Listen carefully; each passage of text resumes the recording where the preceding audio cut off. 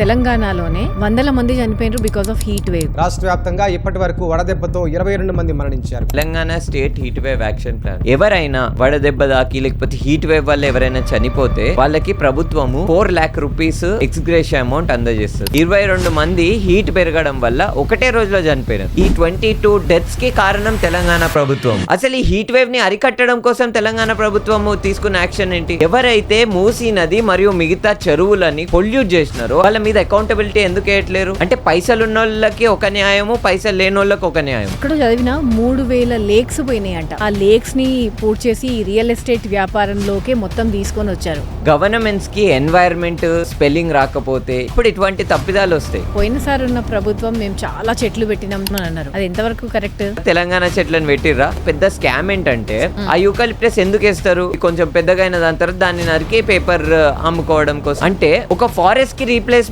వీళ్ళ business. హెచ్సియులో what happened? వీళ్ళు దేన్నైతే అడవి కాదని అంటున్నారో ఇప్పుడు జింకలు ఈ మధ్య సిటీలో తిరుగుతున్నాయా? చిన్న చిన్న జింక పిల్లలు చనిపోయినప్పుడు 100 ఎకరాలలో వీళ్ళు డిఫారెస్టేషన్ చేయడం వల్ల పర్యావరణం గురించి ప్రభుత్వం మాట్లాడుకుంటూ పేద ప్రజల ఇల్లులను కూల్చుతుంది. ఇది కాదు పర్యావరణ రక్షణ అంటే అని చెప్పడం కోసం ఈరోజు మూసీ మూవ్మెంట్ లో మేము భాగమవుతున్నాం. Welcome to Vidvika growth talks. నేను శ్రీలక్ష్మి. యాక్చువల్గా మనం మన ఛానల్లో గ్రోత్ గురించి అంటే కెరియర్ గ్రోత్ గురించి కానీ బిజినెస్, వ్యవసాయం అన్నిటి గురించి మాట్లాడుతున్నాం కదా. మన పొలిటికల్ కాన్షియస్నెస్ అంటే మన రైట్స్ ఏంటి, మన బేసిక్ రైట్స్ ఏంటి, మన నేచర్ ఏంటి, మనం వీటన్నిటి గురించి తెలుసుకోవాలి. మన రైట్స్ ఏంటో తెలుసుకోవాలి, వాటి గురించి పోరాడాలి. ఇలా పోరాడిన వాళ్ళందరిలో కొంతమంది యంగ్ జనరేషన్ ఉన్నప్పటి నుంచే స్టార్ట్ చేశారు. మన చరిత్ర చూసుకుంటే భగత్ సింగ్ లాంటి వాళ్ళు 13-14 ఇయర్స్ ఉన్నప్పటి నుంచే వాళ్ళు పోరాటం స్టార్ట్ చేశారు.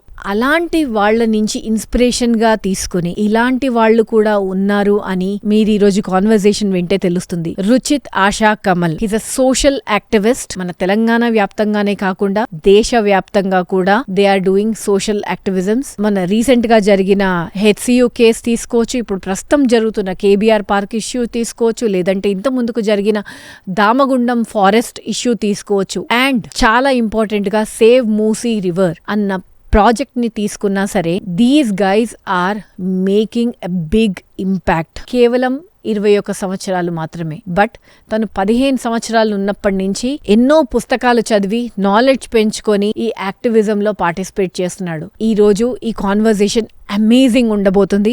I want you guys to completely watch the video. మీకు కొంచెం స్లో అనిపిస్తే 1.5x లో పెట్టి చూడండి. Thank you for so much support. అసలు చాలా సపోర్ట్ చేస్తున్నారు. మనదేమి సినిమా ఛానల్ కాదు, ఎంటర్టైన్మెంట్ ఛానల్ కాదు. We're working only towards growth, 100% growth in multiple aspects. ఇటువంటి ఛానల్ కి కూడా మీరు గ్రోత్ ఇస్తున్నారు, ఇంకొంచెం ఫాస్ట్ గా ఇవ్వాలి. చాలా మంది ఛానల్ కాంటెంట్ ని చూస్తున్నారు, అప్రిషియేట్ చేస్తున్నారు, కానీ సబ్స్క్రైబ్ చేసుకోవట్లేదు. Please subscribe to the channel. And మీ వ్యూ పాయింట్స్ ఏవైతే ఉన్నాయో వీడియో కింద కమెంట్ సెక్షన్ లో ఖచ్చితంగా రాయండి. Thank you so much. Hi Ruchit. Hi. Thank you for coming to the show. Yes, thanks for inviting me. యాక్చువల్గా నేను మీ మూమెంట్స్, యాక్టివిజం చాలా చూస్తున్నాను. Okay, so inspired. ఫస్ట్ చాలా అప్రిషియేట్ చేస్తున్నా the kind of work you have been doing. మొన్న ఒక content చూస్తూ ఉంటే వాటర్ బోర్డ్ నుంచి ఒక సీనియర్ ఆఫీసర్ 100 కోట్ల రేడింగ్ జరిగిందంటే ఆయన దగ్గర 100 కోట్లు ఉన్నాయి.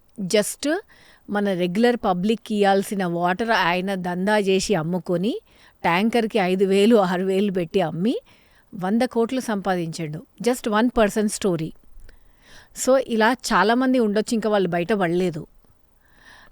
అంటే మనకి జనాలకు రావాల్సిన న్యాచురల్ వాటర్, న్యాచురల్ రిసోర్సెస్ని కూడా జనాలు ఇలా దోపిడీ చేసుకుంటున్నారు.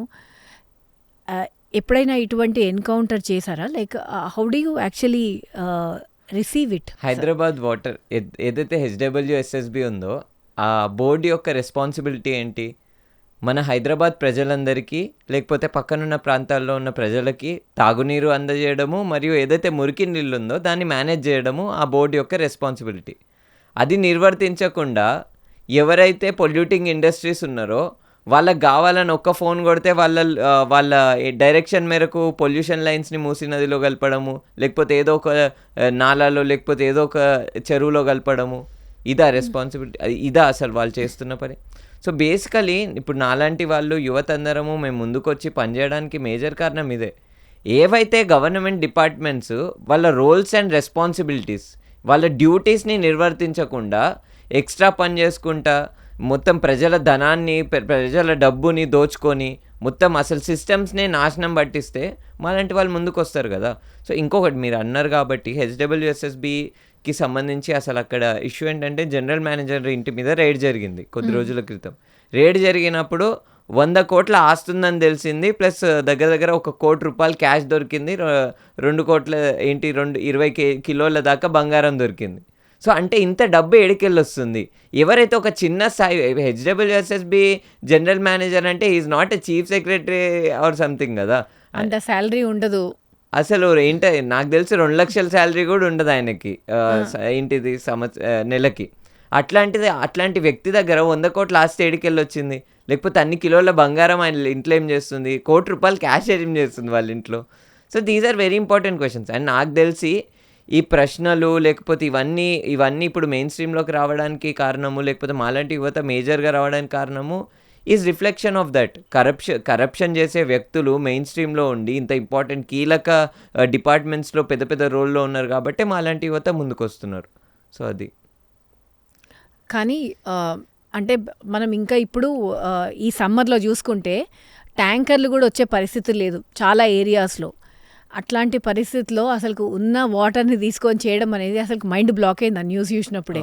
మేజర్గా అంటే నాకు తెలియదు, డీటెయిల్స్ తెలియదు హెచ్డబ్ల్యూఎస్ఎస్బి ఎట్లా ఫంక్షన్ చేస్తుంది, లేకపోతే వాళ్ళు ఏ విధంగా కరప్షన్ చేస్తారనే అంశాల గురించి తెలియదు. నాకు తెలిసిన ఇన్ఫర్మేషన్ ప్రకారము అయితే ఏవైతే ఇండస్ట్రీస్కి లేకపోతే అపార్ట్మెంట్స్కి వాటర్ సప్లై చేయడంలో కానీ, మీరు అన్నట్టు ట్యాంకర్స్ విషయంలో కానీ, మిగతా విషయాలలోనే ఇది ఈ ల్యాబ్స్ జరుగుండొచ్చు. లేకపోతే ప్లస్ అది ఒక్కటి, ఆయన ఒక్క వ్యక్తి ఇన్ని సంవత్సరాల నుంచి, ఆయన రీసెంట్గా అపాయింట్ అయిన వ్యక్తి, అంటే ఎన్ని రోజుల్లో నాకు తెలియదు, ఎగ్జాక్ట్ టర్మ్ తెలియదు, కానీ ఈయన కంటే ముందున్న వాళ్ళు ఏం చేసిర్రు, దానికంటే ముందున్న వాళ్ళు ఏం చేసిర్రు, గత 30 సంవత్సరాల నుంచి మూసీ నది కాలుష్యం కావడానికి కారకులే హెచ్డబ్ల్యూఎస్ఎస్బి.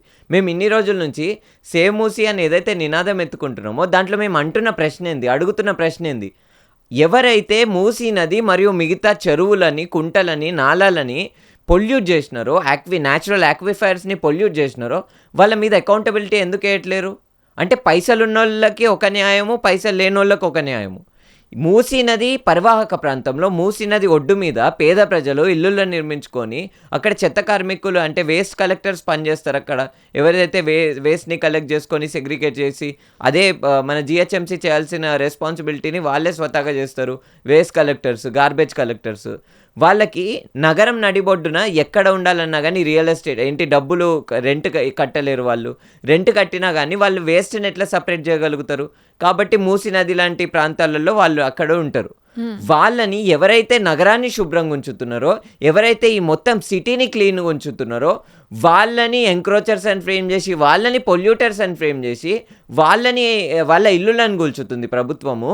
కానీ ఎవరైతే మూసీ నదిని 30-40 సంవత్సరాల నుండి మూసీ నది లోపల కాలుష్యం కలుపుతున్న ఇండస్ట్రీలని, కాలుష్యం కలుపుతున్న పెద్ద పెద్ద ఏవైతే గవర్నమెంట్ డిపార్ట్మెంట్లు ఉన్నాయో వాటి మీద కొంత కూడా అకౌంటబిలిటీ ఉండదా?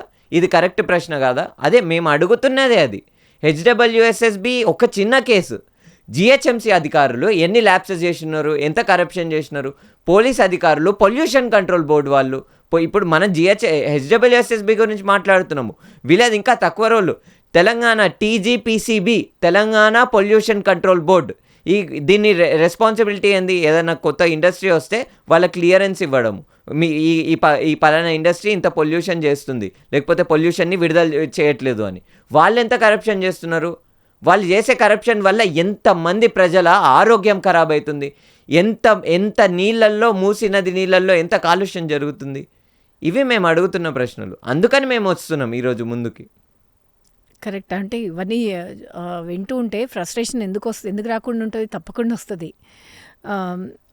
ఇది మూసీ నదిలో కాలుష్యం వీల్ డిస్కస్ సపరేట్గా. యాక్చువల్గా మన దగ్గర ఉన్న drinking water sources Manjira, Krishna చాలా ఉన్నాయి కదా. ఎన్ని ఉన్నాయి అసలు మన దగ్గర డ్రింకింగ్ వాటర్ సోర్సెస్ అని అంటే, ఇప్పుడు ఏదైతే మన దగ్గర ఎర్లియర్గా 2016 వరకు 2016 వరకు హైదరాబాద్ ప్రాంతంలో ఉన్న ప్రజలందరికీ మేజర్ డ్రింకింగ్ వాటర్ సోర్స్ ఏది అని అంటే మన ఉస్మాన్ ఇంకా హిమాయత్ సాగర్. అవును. హిమాయత్ ఇంకా ఉస్మాన్ సాగరే మన మొత్తం హైదరాబాద్ ప్రజలందరికీ మేజర్ డ్రింకింగ్ వాటర్ సోర్స్ లెక్క ఉంటుంది. అవును. దీనికి ఆధారం ఏంది అని అంటే, దీనికి ఆధారమే హెచ్డబ్ల్యూఎస్ఎస్బి ఏవైతే డ్రావల్స్ ఉంటాయో, అంటే హెచ్డబ్ల్యూఎస్ఎస్బి వెబ్సైట్ మనం చెక్ చేస్తే నీళ్ళు ఎక్కడి నుంచి వస్తున్నాయి అనేవి క్లియర్గా వాళ్ళు మెన్షన్ చేస్తారు. సో 2016 కంటే ముందు చూసుకుంటే మ్యాక్సిమం వాటర్ డ్రావల్స్ అనేవి మనకి ఉస్మాన్ ఇంకా హిమాయత్ సాగర్ నుండి వస్తుండే. అవును. కానీ గతంలో ఉన్న ప్రభుత్వము ఆడ హిమాయత్ ఇంకా ఉస్మాన్ సాగర్ హైదరాబాద్కి డ్రింకింగ్ వాటర్ సోర్స్ అయితే దాని చుట్టుపక్కల ఉన్న క్యాచ్మెంట్ ఏరియాని ప్రొటెక్ట్ చేయాలి. ప్రొటెక్ట్ చేస్తే అక్కడ ఇండస్ట్రీలు రావు, అక్కడ కాలుష్యం చేసే ఇండస్ట్రీలు రాకపోతే మా జేబులల్లో పైసలు రావు, ఆడ రియల్ ఎస్టేట్ జరగకపోతే మా జేబులల్లో పైసలు రావు అని చెప్పేసి ఆడ ఏదైతే ఒక ఇంపార్టెంట్ గవర్నమెంట్ లా ఉందో, అంటే గవర్నమెంట్ ఆర్డర్ 111 అని ఒక ఇంపార్టెంట్ ఆర్డర్ ఉంటుంది. ఇది 1996 ఆ టైంలో వచ్చింది. ఆ గవర్నమెంట్ ఆర్డర్ ఏమని చెప్తుందంటే, హిమాయత్ అండ్ ఉస్మాన్ సాగర్కి 10 కిలోమీటర్ల రేడియస్లో, అంటే క్యాచ్మెంట్ ఏరియాలో ఎటువంటి పొల్యూటింగ్ ఇండస్ట్రీ రావద్దు. రియల్ ఎస్టేట్ అంటే ఎక్కడైనా ఒక అర్బన్ అంటే ఏదన్నా లేఅవుట్ వేసిర్రు ఇళ్ళకి సంబంధించి residential layout, 40% built-up area, 60% open area ఉండాలి. అంటే ఓపెన్ ఏరియా అంటే మొత్తం చెట్లు అవన్నీ ఉండాలి. ఇట్లా ఒక beautiful regulation and important regulation, అంటే ఎన్వైర్న్మెంట్ విషయంలో ఒక స్ట్రాంగ్ అండ్ పవర్ఫుల్ రెగ్యులేషన్ ఉండే గవర్నమెంట్ ఆర్డర్ 111 ఉన్నప్పుడు, అప్పుడు తెచ్చినప్పుడు. దీనివల్ల ఏం జరుగుతుంది, ఆ 10 కిలోమీటర్ రేడియస్లో క్యాచ్మెంట్ ఏరియాలో ఎటువంటి పొల్యూటింగ్ ఇండస్ట్రీ లేకపోవడం వల్ల ఆ నీళ్ళన్నీ క్లీన్గా ఉంటాయి, ఆ నీళ్ళన్నీ శుభ్రంగా ఉంటాయి. అదే నీళ్ళని 2016 వరకు హైదరాబాద్ ప్రజలు కన్జ్యూమ్ చేస్తుండే. కానీ అప్పుడున్న ప్రభుత్వము రియల్ ఎస్టేట్ పేరు చెప్పుకొని, లేకపోతే పొల్యూటింగ్ ఇండస్ట్రీలకు మనం క్లియరెన్స్ ఇవ్వలేము, మాకు పైసలు వస్తలేవు అని చెప్పేసి ఆ జియో 111ని తీయడానికి ప్రయత్నించింది. అప్పుడు మేము క్లైమేట్ ఫ్రంట్ తెలంగాణగా దేశవ్యాప్తంగా నిరసనలు చేపించినాం, దగ్గర 14 చోట్లలో. సో ఇట్లా మేము చేసినాం, ఇదొకటి. దాంట్లోనే ఇంకొక ఇంపార్టెంట్ విషయం ఏంటంటే, మేము నిరసనలు చేసిన దాని తర్వాత అదంతా చేసిన దాని తర్వాత ఏంటిది, మిగతా వాళ్ళు కూడా ఎన్నో సంవత్సరాల నుంచి జియో 111 మీద పనిచేస్తున్న వాళ్ళందరూ నిరసన చేయడం వల్ల 2023లో కొత్త ప్రభుత్వం వచ్చినప్పుడు దాని రిపీల్ ప్రాసెస్ని ఆపేసింది. దీంట్లో మీరు అడిగిన ప్రశ్న ప్రకారము ఇప్పుడు హైదరాబాద్ ప్రజలు తాగే నీళ్ళు మేజర్గా వీఆర్ గెట్టింగ్ ఫ్రమ్ కృష్ణ. ఏది ఆకనమ్మపల్లి రిజర్వాయర్ అని ఉంటుంది. అది ఎక్కడ మనకి న్యాచురల్గా ఏదైతే న్యాచురల్ గ్రావిటీ ప్రకారం ఏదైతే నీళ్లు హైదరాబాద్ ప్రజలు కన్జ్యూమ్ చేసుకోగలుగుతారో వితౌట్ ఎనీ ఎలక్ట్రిసిటీ, దాన్ని పక్కన పెట్టేసి కేవలము కరెంట్ కరప్షన్ కోసం, అంటే కరెంటు కాంట్రాక్ట్లు ఉంటాయి, కరెంటు కాంట్రాక్ట్లు, పైప్ లైన్ కాంట్రాక్ట్లు, ఇవన్నీ కాంట్రాక్టుల వల్ల పైసలు వస్తాయని చెప్పేసి ఆకనమ్మపల్లి రిజర్వాయర్ నుంచి నీళ్లు తెప్పించుకుంటున్నాం మనం. మళ్ళీ ఇంకొక కొత్త ప్రాజెక్టుకి మంజూరు చేసింది ప్రభుత్వం రీసెంట్గా. ఏమని, గోదావరి నీళ్లు తీసుకొస్తాం మేము మల్లన్న సాగర్ నుంచి. మళ్ళీ నిన్ననే స్టేట్మెంట్ చూసిన పొన్నం ప్రభాకర్ గారు మంత్రి ఏమని అంటున్నాడంటే, ఇంకా మేము మళ్ళీ ఇంకా కొత్త డ్రాయల్స్ తీసుకొస్తామని అంటున్నారు. సో మేజర్గా మంజీరా వాటర్ని మనం మేజర్గా కన్జ్యూమ్ చేస్తాం. ఇంకొకటి ఆకనమ్మపల్లి రిజర్వాయర్ని నుంచి మనము హైదరాబాద్లో మనం కన్జ్యూమ్ చేస్తాం. సో ఇది. అయితే ఈ వాటర్లో కూడా నార్మల్గా పొల్యూషన్ టెస్ట్ చేసినప్పుడు కూడా దీంట్లో ఫీకల్ మెటీరియల్ కానీ చాలా రెసిడ్యూస్ అట్లా దీంట్లో యాడ్ అయ్యి ఉన్నాయని అంటారు. అంటే ఆ పొల్యూషన్ కంట్రోల్ కూడా చేయట్లేరు. అవును, అంటే మేజర్గా ఇవన్నీ ఏదైతే ఇప్పుడు ఫర్ ఎగ్జాంపుల్ మనము కృష్ణా రివర్కి సంబంధించి మాట్లాడుకున్నా, లేకపోతే గోదావరి రివర్ మెయిన్ స్ట్రీమ్ గురించి మాట్లాడుకున్నా, ఏదైతే మెయిన్ స్ట్రీమ్ ఉందో వాడపల్లిలో, ఆ మెయిన్ స్ట్రీమ్ దగ్గర గురించి మాట్లాడుకున్నా కానీ, అంటే overall this is not a question of Hyderabad. ఓవరాల్గా ఏవైతే పెద్ద నదులు ఉన్నాయో, పెద్ద నది స్ట్రీమ్స్ ఉన్నాయో, ఆ నది స్ట్రీమ్స్ కూడా కంప్లీట్గా పొల్యూట్ అయిపోయినాయి. మూసీ నది ఇన్ఫ్లుయెన్స్ వల్లనే కాదు, independent to Musi river, other than Musi river, ఇప్పుడున్న పరిస్థితులలో ప్రతి ఇంట్లో కెమికల్స్ వచ్చేసినాయి. అంటే ఇప్పుడు సోప్ అయ్యి ఉండొచ్చు, షాంపూ అయ్యి ఉండొచ్చు, లేకపోతే ఫుడ్ అయ్యి ఉండొచ్చు, లేకపోతే మనం తినే తిండిలో అయ్యి ఉండొచ్చు. ఇప్పుడు అగ్రికల్చర్ ఉంది, అగ్రికల్చర్లో ఎంత పెస్టిసైడ్స్ ఉన్నాయి. ఆ పెస్టిసైడ్స్ అన్ని రెయిన్ అయినప్పుడు, వర్షం పడినప్పుడు పోవా నదిలకి, అవన్నీ నదిలకే వస్తాయి.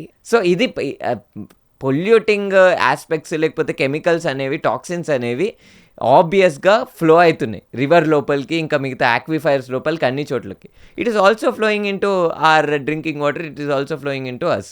సో అందుకని అది ఇట్స్ బేసిక్. అంటే పొల్యూటింగ్ ఎలిమెంట్స్ హ్యావ్ అవి మన లైఫ్లో భాగం అయిపోయినాయి.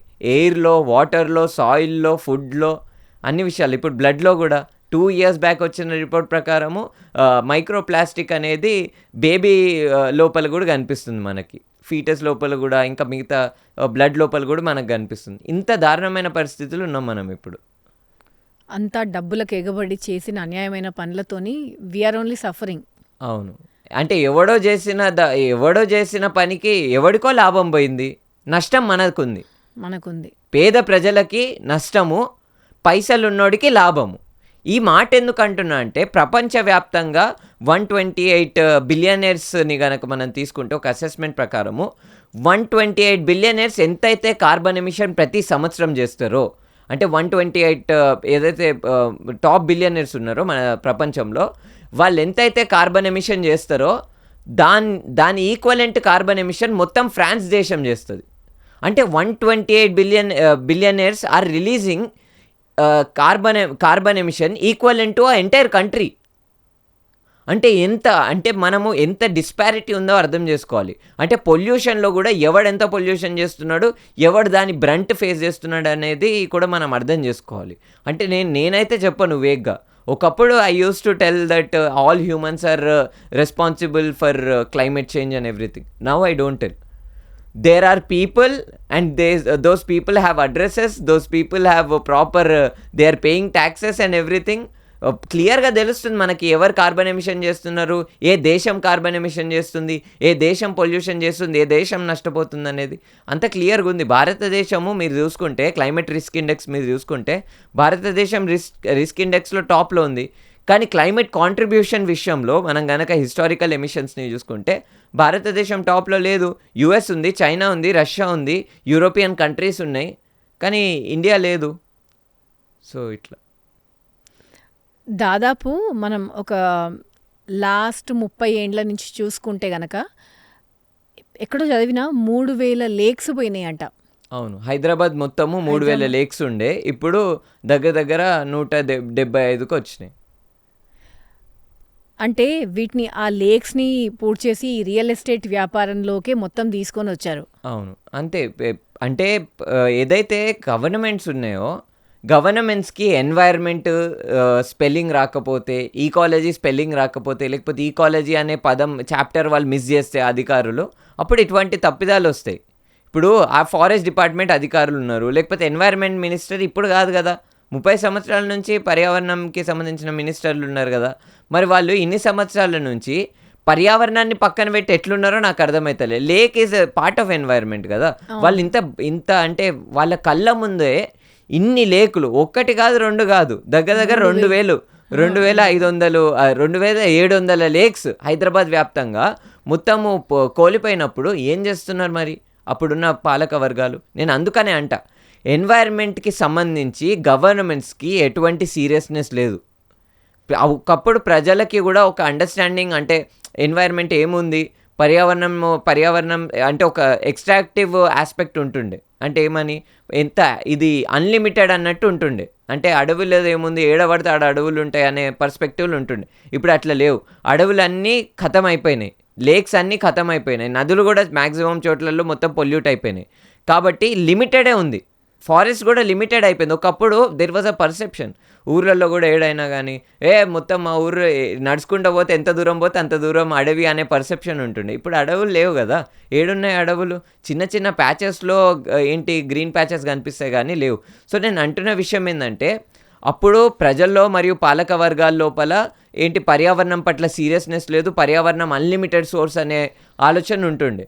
కానీ ఇప్పుడు మనం చూస్తున్నాం కదా, environment is limited and those lakes have been eradicated. Lakes ఇప్పుడు లేవు హైదరాబాద్ వ్యాప్తంగా. ఇది చాలా దారుణం. అంటే ఫ్యూచర్ మన యూత్కి, యంగ్ జనరేషన్కి, ఫ్యూచర్ కిడ్స్కి ఏమి ఇస్తున్నాం మనం? ఎగ్జాక్ట్లీ అంతే. I don't know.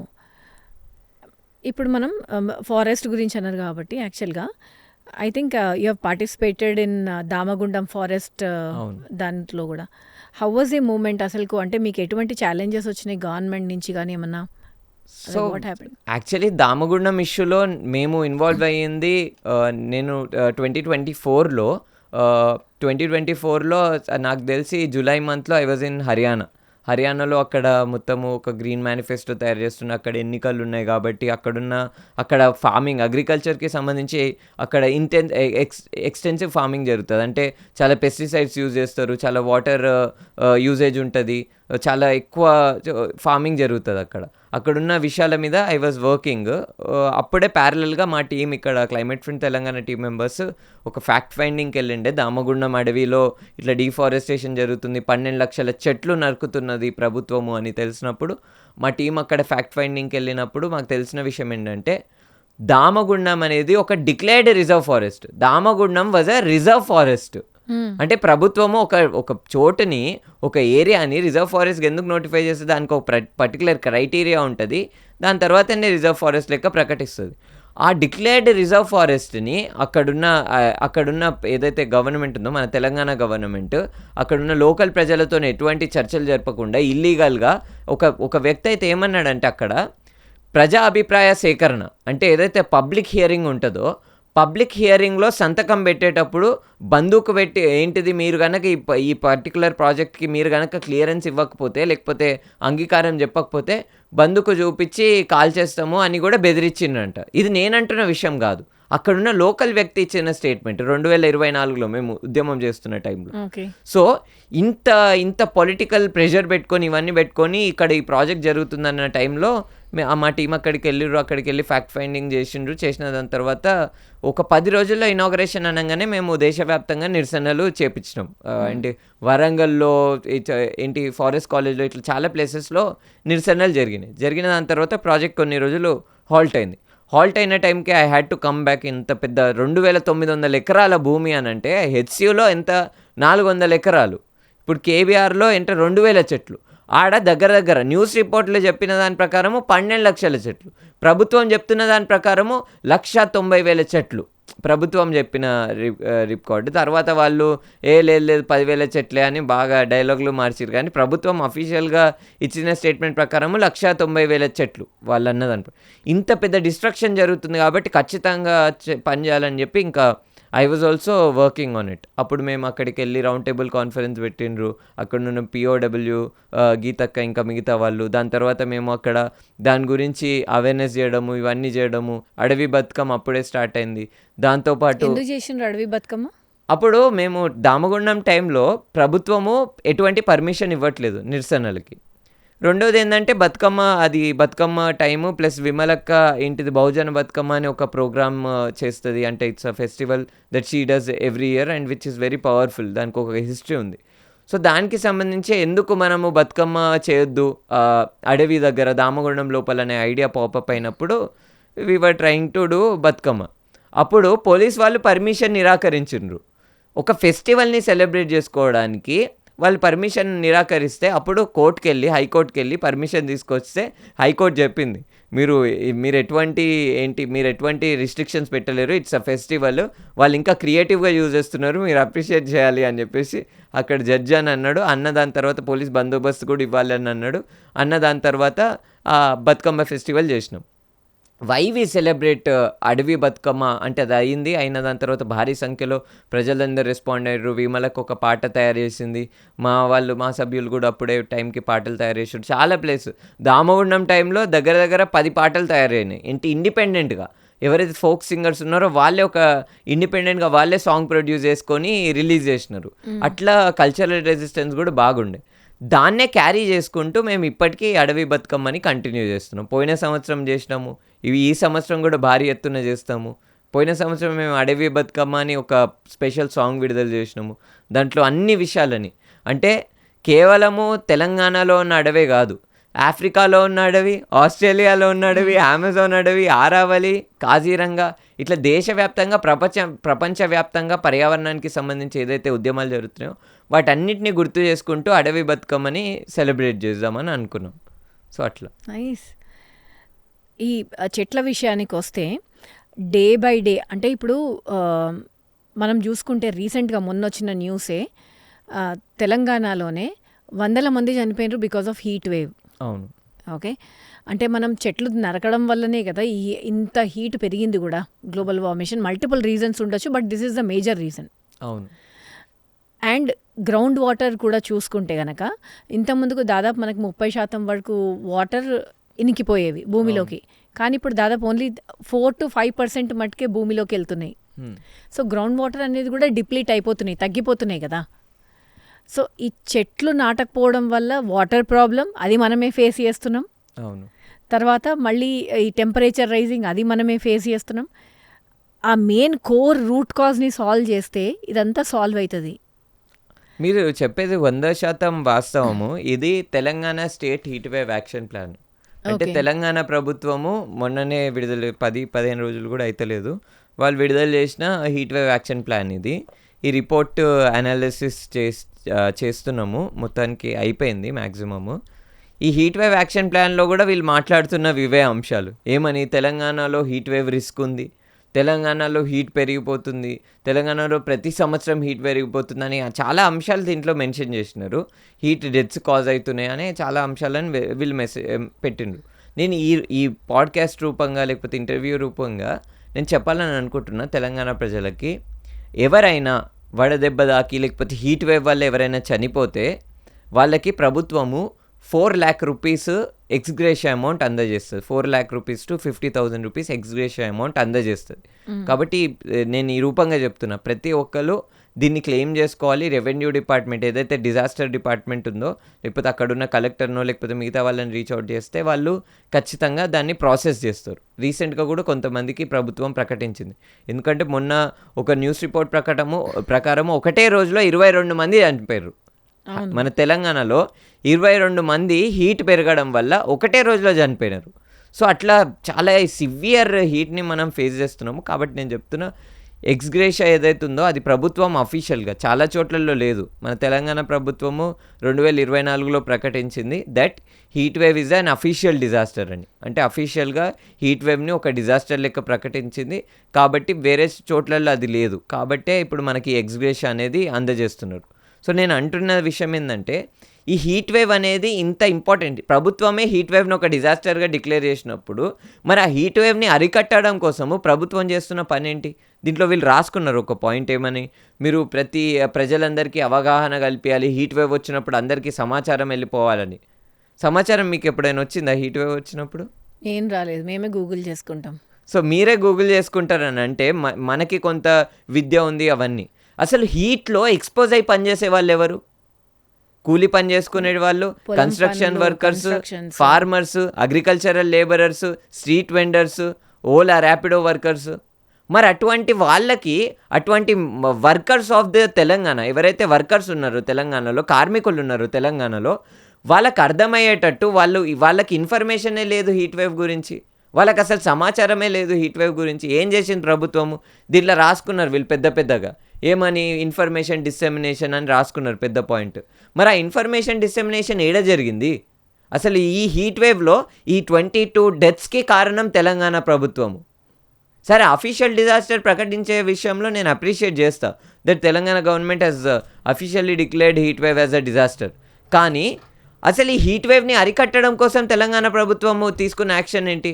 Heat wave వల్ల జరిగే డెత్స్ని అరికట్టడం కోసం తెలంగాణ ప్రభుత్వం తీసుకున్న యాక్షన్ ఏంటి? వాళ్ళు మన ప్రజలు కదా, మన మెంబర్స్ కదా, మన వర్కర్స్ కదా, వాళ్ళ మీద ఎందుకు యాక్షన్ తీసుకోలేదు? ప్రభుత్వం కనుక ఇనిషియేటివ్ తీసుకోవాలనుకుంటే చాలా చేయొచ్చు. అందరికీ ఏంటి, సోషల్ మీడియా వీడియోస్ చేయొచ్చు, లేకపోతే వాళ్ళు ఒక యాప్ తయారు చేసారు ఏమని, టీజీ వెదర్ అని. దాన్ని కూడా I suggest everyone to download that app also, TG weather అని. Although it does not have any updates, alerts రావు, ఏం రావు, కానీ డౌన్లోడ్ చేసుకోరు. రేపు ఎప్పుడైనా మన ప్రెషర్ వల్ల ఎప్పుడైనా వాళ్ళు ఆ యాప్ని బాగా చేస్తే కనీసం ఇన్ఫర్మేషన్ అయిన ఉంటుంది. సో టీజీ వెదర్ అని యాప్ తయారు చేసారు. ఆ యాప్ని ఎట్లా యూటిలైజ్ చేయాలి, ఆ యాప్ని ఎంత ప్రజల లోపలికి తీసుకెళ్ళాలి, ఎంత క్యాంపెయిన్ చేయాలి, ఎక్కడైనా కనిపించిందా మనకి? వీళ్ళ ఎలక్షన్ తెలియదు మాకైతే. మీకు తెలియదు. తెలంగాణలో ఎలక్షన్స్ వస్తే చాలు, మొత్తం ఇంత విజిబుల్ చేస్తారు, ఇంత పబ్లిక్ క్యాంపెయిన్ చేస్తారు ఓట్ల గురించి లేకపోతే మిగతా విషయాల గురించి. తెలంగాణ ప్రజల జీవితాలకే ఆటంకమైన హీట్ వేవ్ గురించి ఎందుకు ప్రభుత్వం యాక్షన్ తీసుకోదు? వాళ్ళు రిపోర్ట్లు విడుదల చేస్తున్నారు కదా, మరి ఈ రిపోర్ట్లో రాసుకున్న అంశాలను ఎందుకు ప్రాక్టికల్గా ఇంప్లిమెంట్ చేయట్లేరు? మీరు చెప్పినట్టు యాక్చువల్గా చాలా మటుకు న్యూస్లో చూస్తే పోయినసారి ఉన్న ప్రభుత్వం మేము చాలా చెట్లు పెట్టినాం, చాలా గ్రీనరీ చేసినాం అని అన్నారు. అది ఎంతవరకు కరెక్ట్? ఇప్పుడు అది అంతా అంటే ప్రభుత్వాలు అందరూ డైలాగులు పెద్ద డైలాగులు చెప్తారు, కానీ నేను I'm completely speaking from ecological perspective and environment perspective. ఎందుకంటే వాళ్ళు ఏమంటున్నారు, ఎన్వైర్న్మెంట్ పర్స్పెక్టివ్ మీద ఒక డిస్కషన్ వచ్చినప్పుడు మనం ఎన్వైర్న్మెంట్ పర్స్పెక్టివ్ నుంచే మాట్లాడాలి. మేము ప్రకృతి ప్రేమికులము, ఎన్వైర్న్మెంటల్ ప్రొటెక్టర్స్ అన్నట్టు వాళ్ళు డైలాగులు కొడుతున్నారు కదా ప్రీవియస్గా ఉన్న బీఆర్ఎస్ ప్రభుత్వం వాళ్ళు. I'm also responding in that language. What are the saplings that you planted? ఏ సాప్లింగ్స్ పెట్టినావు? నేటివ్ స్పీషీస్ పెట్టినావా? తెలంగాణ వాదం అవి ఇవని డైలాగులు మాట్లాడతారు కదా ఆ పర్టికులర్ పార్టీ వాళ్ళు. మరి వాళ్ళు నేటివ్ స్పీషీస్ పెట్టిర్రా? తెలంగాణ చెట్లను పెట్టిర్రా? మొత్తం ఇన్వేసివ్ స్పీషీస్ పెట్టిర్రు. అసలు తెలంగాణ ప్రాంతీయ చెట్లు కాకుండా మొత్తము యూకలిప్టస్ని పెట్టి సోషల్ ఫారెస్ట్రీ అంటారు, ఆగ్రో ఫారెస్ట్రీ అని అంటారు. వీళ్ళు ఇంకొకటి పెద్ద స్కామ్ ఏంటంటే, దామగుండం అడవి ఉంది, దామగుండం అడవిని నరికేస్తారు. దామగుండమైనా ఏ అడవినైనా నరికేస్తారు. నరికినప్పుడు మనకు ప్రతిసారి ఏం చెప్తారు? ఒక చెట్టుకు 10 చెట్లు నాటుతాం మేము కంపెన్సేటరీ ఎఫారెస్టేషన్ కింద అని అంటారు. అవును. కానీ ఒక అడవిని రీప్లేస్ చేయాలని అంటే ఇంకొక అడవి తయారు కావాలి. కానీ ఒక అడవిని ఒక ఆగ్రో ఫారెస్ట్రీ ఎట్లా రీప్లేస్ చేస్తుంది? అంటే వీళ్ళు ఒక అడవిని నరుకుతారు, ఆ అడవి లోపల యూకలిప్టస్ చెట్టు ఉండదు, మన నేటివ్ చెట్టు ఉంటుంది. ఆ చెట్టు మీద పురుగు కూసుంటుంది, ఆ పురుగుని పక్షి తింటుంది, ఆ పక్షిని ఇంకా మ్యామల్స్ తింటాయి, ఇంకేం అదొక ఎంటైర్ ఫుడ్ చైన్ ఉంటుంది, అదొక మొత్తం ఫుడ్ సిస్టమ్ ఉంటుంది. కానీ దాన్ని ఏదైతే రీప్లేస్మెంట్ వీళ్ళు చేస్తా అని అంటున్నారో వాళ్ళ రీప్లేస్మెంట్ ఏంటంటే యూకలిప్టస్ ప్లాంటేషన్. కంపెన్సేటరీ ఎఫారెస్టేషన్ కింద తెలంగాణలో కానీ దేశవ్యాప్తంగా జరిగేది ఏంటంటే వీళ్ళు యూకలిప్టస్ ప్లాంటేషన్ లైన్ వైజ్గా వేస్తారు. ఆ యూకలిప్టస్ ఎందుకు వేస్తారు? రేపు అది కొంచెం పెద్దగా అయిన దాని తర్వాత దాన్ని నరికి పేపర్ అమ్ముకోవడం కోసము లేకపోతే మిగతా దానికోసము టింబర్ కోసం వీళ్ళు చేస్తారు. అంటే ఒక ఫారెస్ట్కి రీప్లేస్మెంట్ వీళ్ళ బిజినెస్, ఒక ఫారెస్ట్కి రీప్లేస్మెంట్ ఫర్ దెమ్ ప్రాఫిట్. కానీ మేము అడుగుతుంది ఏంటి ఫారెస్ట్కి రీప్లేస్మెంట్ ఉంటే ఇంకొక ఫారెస్ట్ని తయారు చేయండి. ఇంకొక ఫారెస్ట్ వీళ్ళు తయారు చేయలేరు, ఎందుకంటే వీళ్ళ దగ్గర అంత స్టామినా లేదు. మరి అటువంటిప్పుడు ఆ ఫారెస్ట్ని వదిలేయండి కదా. ప్లస్ ఇంకొక ఇంపార్టెంట్ క్వశ్చన్ ఏంటంటే, హీట్ వేవ్ గురించి మాట్లాడుతున్న తెలంగాణ ప్రభుత్వం, రిపోర్ట్ విడుదల చేస్తున్న తెలంగాణ ప్రభుత్వం హీట్ వేవ్ని అక్నాలెడ్జ్ చేస్తుంది. నెట్ జీరో అని కొత్త భారత్ సిటీలో ఫ్యూచర్ సిటీలో మేము నెట్ జీరో చేస్తామని అంటుంది. నెట్ జీరో చేస్తామని ఎందుకు అంటుంది? Because it acknowledges that climate change is real కదా. మరి అదే ప్రభుత్వము ఇంత బ్యూటిఫుల్ ఇంకా ఇంత ఇంపార్టెంట్ ఇకాలజీని ఎందుకు నాశనం చేస్తుంది? దామగుండంలో ఎందుకు 2900 ఎకరాల రిజర్వ్ ఫారెస్ట్ని ఎందుకు కట్ చేయడానికి వెళ్ళింది? నెట్ జీరో అని వాళ్ళే మాట్లాడతారు, హీట్ వేవ్ అని వాళ్ళే మాట్లాడతారు. కానీ అదే హీట్ వేవ్ని అరికట్టే ఫారెస్ట్లని, అదే క్లైమేట్ చేంజ్ని అరికట్టే ఫారెస్ట్లని ఎందుకు నరుకుతుంది ప్రభుత్వము? ఇప్పుడు అదే విషయం చూసుకుంటే హెచ్సియులో I think you are part of the movement కదా. అసలు అంటే అంత ఫాస్ట్గా కోర్టు నుంచి ఆర్డర్ రావడం కానీ, అంత ఫాస్ట్గా సొల్యూషన్ రావడం కానీ నేను ఇదే చూస్తున్నా మన ఇండియాలో. అంటే ఇండియన్గా ప్రౌడ్గా ఉన్నా కానీ ఇటువంటి సిచ్యువేషన్స్లో కోర్టు విషయంలో మటుకు చాలా డిలేస్ అవుతుంటాయి. హెచ్సియుది చాలా అయింది అంటే అసలు ఎంత మొత్తం నేషనల్ మీడియా వరకు న్యూస్ వెళ్ళింది కదా ఇది హెచ్సియుది. లైక్ మీరు అక్కడ దగ్గరుండి చూసిండ్రు, లైక్ నిజంగా అంత ఎకాలజీ డిస్టర్బ్ అయిందా అప్పుడు? What happened? బరాబర్ ఇప్పుడు అది దగ్గర 400 ఎకరాలు కనుక మనం అనుకుంటే ఆ మొత్తం ఏదైతే మొత్తం ప్లేస్ ఉందో 375 ఎకర్స్ అనుకుంటుంది, 375 ఎకర్సే. ఆ మొత్తం ప్లేస్ ఏదైతే ఉందో it is completely ecologically very rich. ఎందుకు ఈ మాట అంటున్నా అంటే, మనము కేబీఆర్ అనేది ఒక నేషనల్ పార్క్. కేబీఆర్ నేషనల్ పార్క్లో ఎన్నైతే బర్డ్స్ సైటింగ్స్ జరుగుతాయో, అంటే ఎన్నైతే బర్డ్స్ ఉంటాయో దానికి ఈక్వలెంట్ అమౌంట్ ఆఫ్ బర్డ్స్ మనకి అక్కడ స్పాట్ అయినాయి. అంటే అన్ని రకాల స్పీషీస్ మనకు అక్కడ స్పాట్ అయినాయి. ఈకాలజిస్ట్ అందరూ సర్వే చేస్తే అక్కడ ఏది వీళ్ళు దేన్నైతే అడవి కాదని అంటున్నారో, మరి అడవి కానప్పుడు ఒక నేషనల్ పార్క్కి సమానంగా బర్డ్ స్పీషీస్ ఎందుకు ఉన్నాయి అక్కడ? సరే అది పక్కన పెడదాము. ఒక ఫారెస్ట్, ఇప్పుడు జింకలు ఈ మధ్య సిటీలో తిరుగుతున్నాయా? సిటీలో ఉంటున్నాయా జింకలు? అంటే ఇప్పుడు మన ఎల్బీ నగర్ ఏంది ఫ్లైఓవర్ కింద జింకలు ఉంటున్నాయా? కుక్కలు లెక్క ఏంది మనుషులు బ్రెడ్ వేస్తే తింటున్నాయా జింకలు? లేకపోతే అడవిలో ఉంటున్నాయా, గడ్డి తింటున్నాయా? అడవిలోనే ఉండి గ్రాస్ ల్యాండ్స్ మీద ఉంటాయి జింకలు. యాక్చువల్లీ ఆ హెచ్సియు ఫారెస్ట్ అనేది, కంచె అనేది అదొక టైప్ ఆఫ్ కేటగరైజేషన్. న్యాచురల్గా ఏదైతే గ్రాస్ ల్యాండ్స్ ఉంటాయో వాటిని కంచె అని అంటారు. అది గ్రాస్ ల్యాండ్స్. జింకలు ఇంకా ఫాక్సెస్ ఇవన్నీ ఏముంటాయంటే ఇవన్నీ గ్రాస్ ల్యాండ్స్లోనే ఉంటాయి ఎక్కువ. సో గ్రాస్ ల్యాండ్స్ మీద డియర్స్ బతుకుతాయి. మనకు అక్కడ డియర్స్ ఎందుకు ఉన్నాయి? మరి ప్రభుత్వము దాన్ని ఫారెస్ట్గానే పరిగణించకపోతే జింకలు ఏం చేస్తున్నాయాడా? జింకలు ఈరోజు మొన్న నేను రుచితో లేకపోతే అక్కడున్న ఆకాశో లేకపోతే మిగతా వాళ్ళు ఇంట్రొడ్యూస్ చేసిరా? మరి జింకలు ఏదో కార్లో తీసుకొచ్చో లేకపోతే వ్యాన్లో తీసుకొచ్చో లేరా? ఒకటంటే ఓకే, 30 నుంచి 100 జింకలు ఉన్నాయాడా? ఎట్లుంటాయి? ఎట్లా చనిపోయింది? చిన్న జింక పిల్లలు చనిపోయినాయి అప్పుడు. 100 ఎకరాలలో వీళ్ళు డిఫారెస్టేషన్ చేయడం వల్ల చిన్న చిన్న జింక పిల్లలు చనిపోయినాయి. ఎందుకంటే ఆ జింకలు మొత్తం ఆడ ఫుల్ డిఫారెస్టేషన్ జరగడం వల్ల మొత్తం ఎంత ఒక నాకు తెలిసి 40-50 బుల్డోజర్లు 40-50 జేసీబీలు తీసుకొచ్చి మొత్తం లైన్ వైజ్గా పెట్టేసి కొట్టేసారు, మొత్తం క్లియర్ చేసేసినప్పుడు అక్కడ ఉన్న ఈకాలజీ ఎంత డిస్టర్బ్ అయిపోతుంది. సడన్గా మొత్తము మైగ్రేట్ ఒక రిఫ్లెక్షన్ లెక్క కదా. ఇప్పుడు న్యాచురల్గా మీ ఇల్లుని కూల్చేసినప్పుడు మీకు ఏదైతే ఫీలింగ్ కలుగుతుందో అట్లనే న్యాచురల్ డియర్స్కి వాటికి హ్యాబిటైట్ హోమ్ ఆ కాంచగచ్చిబౌలి. దాంట్లో ఎవరైనా వచ్చి డిఫారెస్టేషన్ జరిగితే ఏం చేస్తుంది? ఆ మొత్తం స్పీషీస్ చెల్లాచెదరవుతాయి. అప్పుడు మొత్తం జింకలన్నీ బయటికి వెళ్ళడము మీరు చూసి అక్కడ పక్కన ఏరియాలోకి వెళ్ళినాయి జింకలన్నీ బయటికి వెళ్ళినాయి. కొంత అట్లా బయటికి వచ్చినప్పుడు కుక్కలు అటాక్ చేసి చిన్న జింక పిల్ల చచ్చిపోయింది. అట్లా 2-3 జింకలు చచ్చిపోయినాయి. మరి ఎట్లుంది? నేను డిప్యూటీ సీఎం వాళ్ళందరితోటి మీటింగ్ జరిగినప్పుడు సెక్రటేరియట్లో మా అందరికి మీటింగ్ జరిగినప్పుడు నా ఎదుటనే డిప్యూటీ సీఎం ఎదుటనే ప్రీవియస్గా ఉన్న పిసిసి ఏదైతే చీఫ్ సెక్రటరీ ఫారెస్ట్కి ఎవరైతే చీఫ్ ఉన్నారో ఆయనే ఏమంటాడంటే అసలు ఈ మొత్తం ప్లేస్ ఫారెస్ట్ కాదు సార్, ఇక్కడ ఒక్క జంతు కూడా లేదు అని అంటాడు. అసలు మేము అక్కడ జింక పిల్లలు చనిపోతుంటే వాటి శవాలను చూసినాము.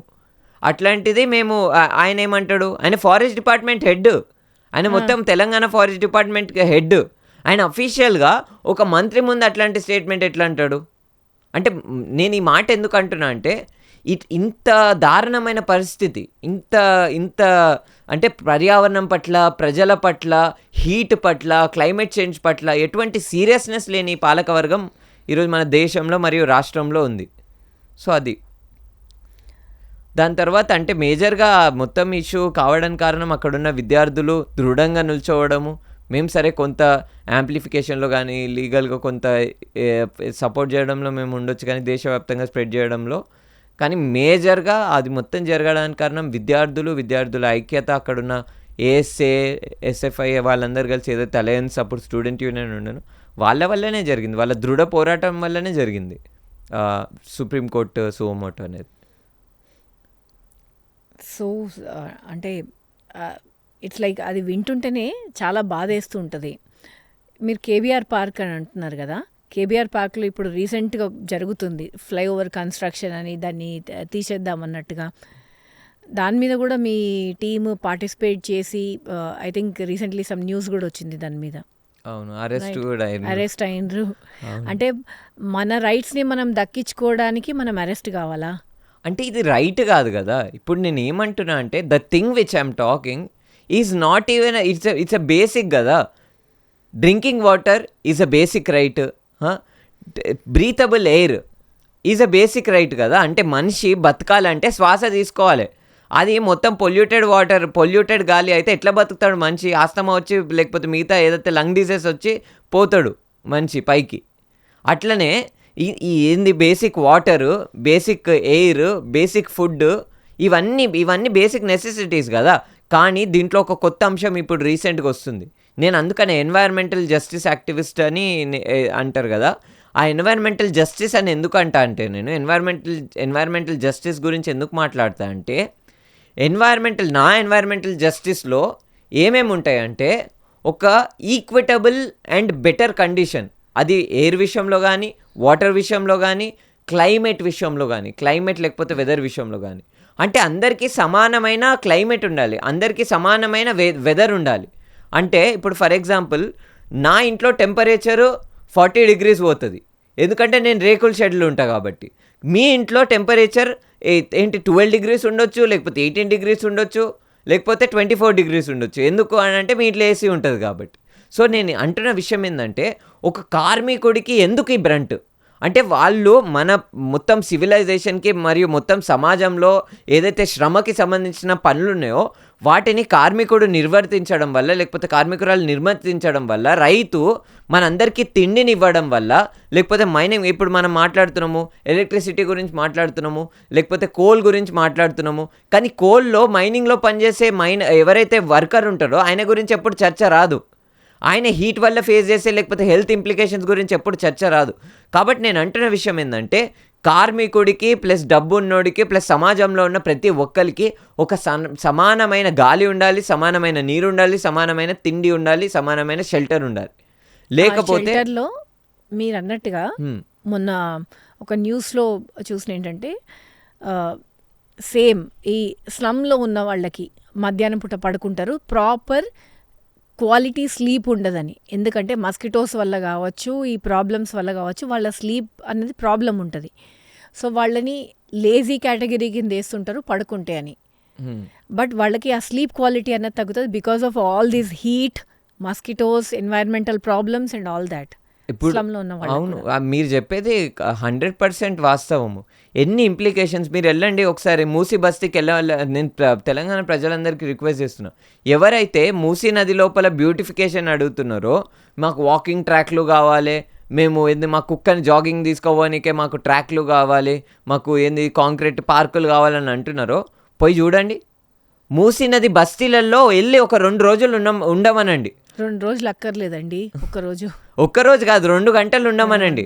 అక్కడున్న ప్రజలు ఎంత మార్జినలైజేషన్కి గురవుతున్నారు, రేకుల షెడ్యూల్ ఉంటున్నారు, వాళ్ళకి ఎటువంటి ఎకనామిక్ సపోర్ట్ ఇవ్వదు తెలంగాణ ప్రభుత్వము. ఏ ప్రభుత్వం వాళ్ళకి ఎటువంటి ఎకనామిక్ సపోర్ట్ ఇవ్వదు. అట్లాంటి ప్రజలు ఎంతో కొంత వాళ్ళు సెల్ఫ్ వర్క్ చేసుకొని వాళ్ళు సస్టైన్ అవుతుంటే వాళ్ళ ఇల్లుల మీద బుల్డోజర్ పెట్టడం ఏంది?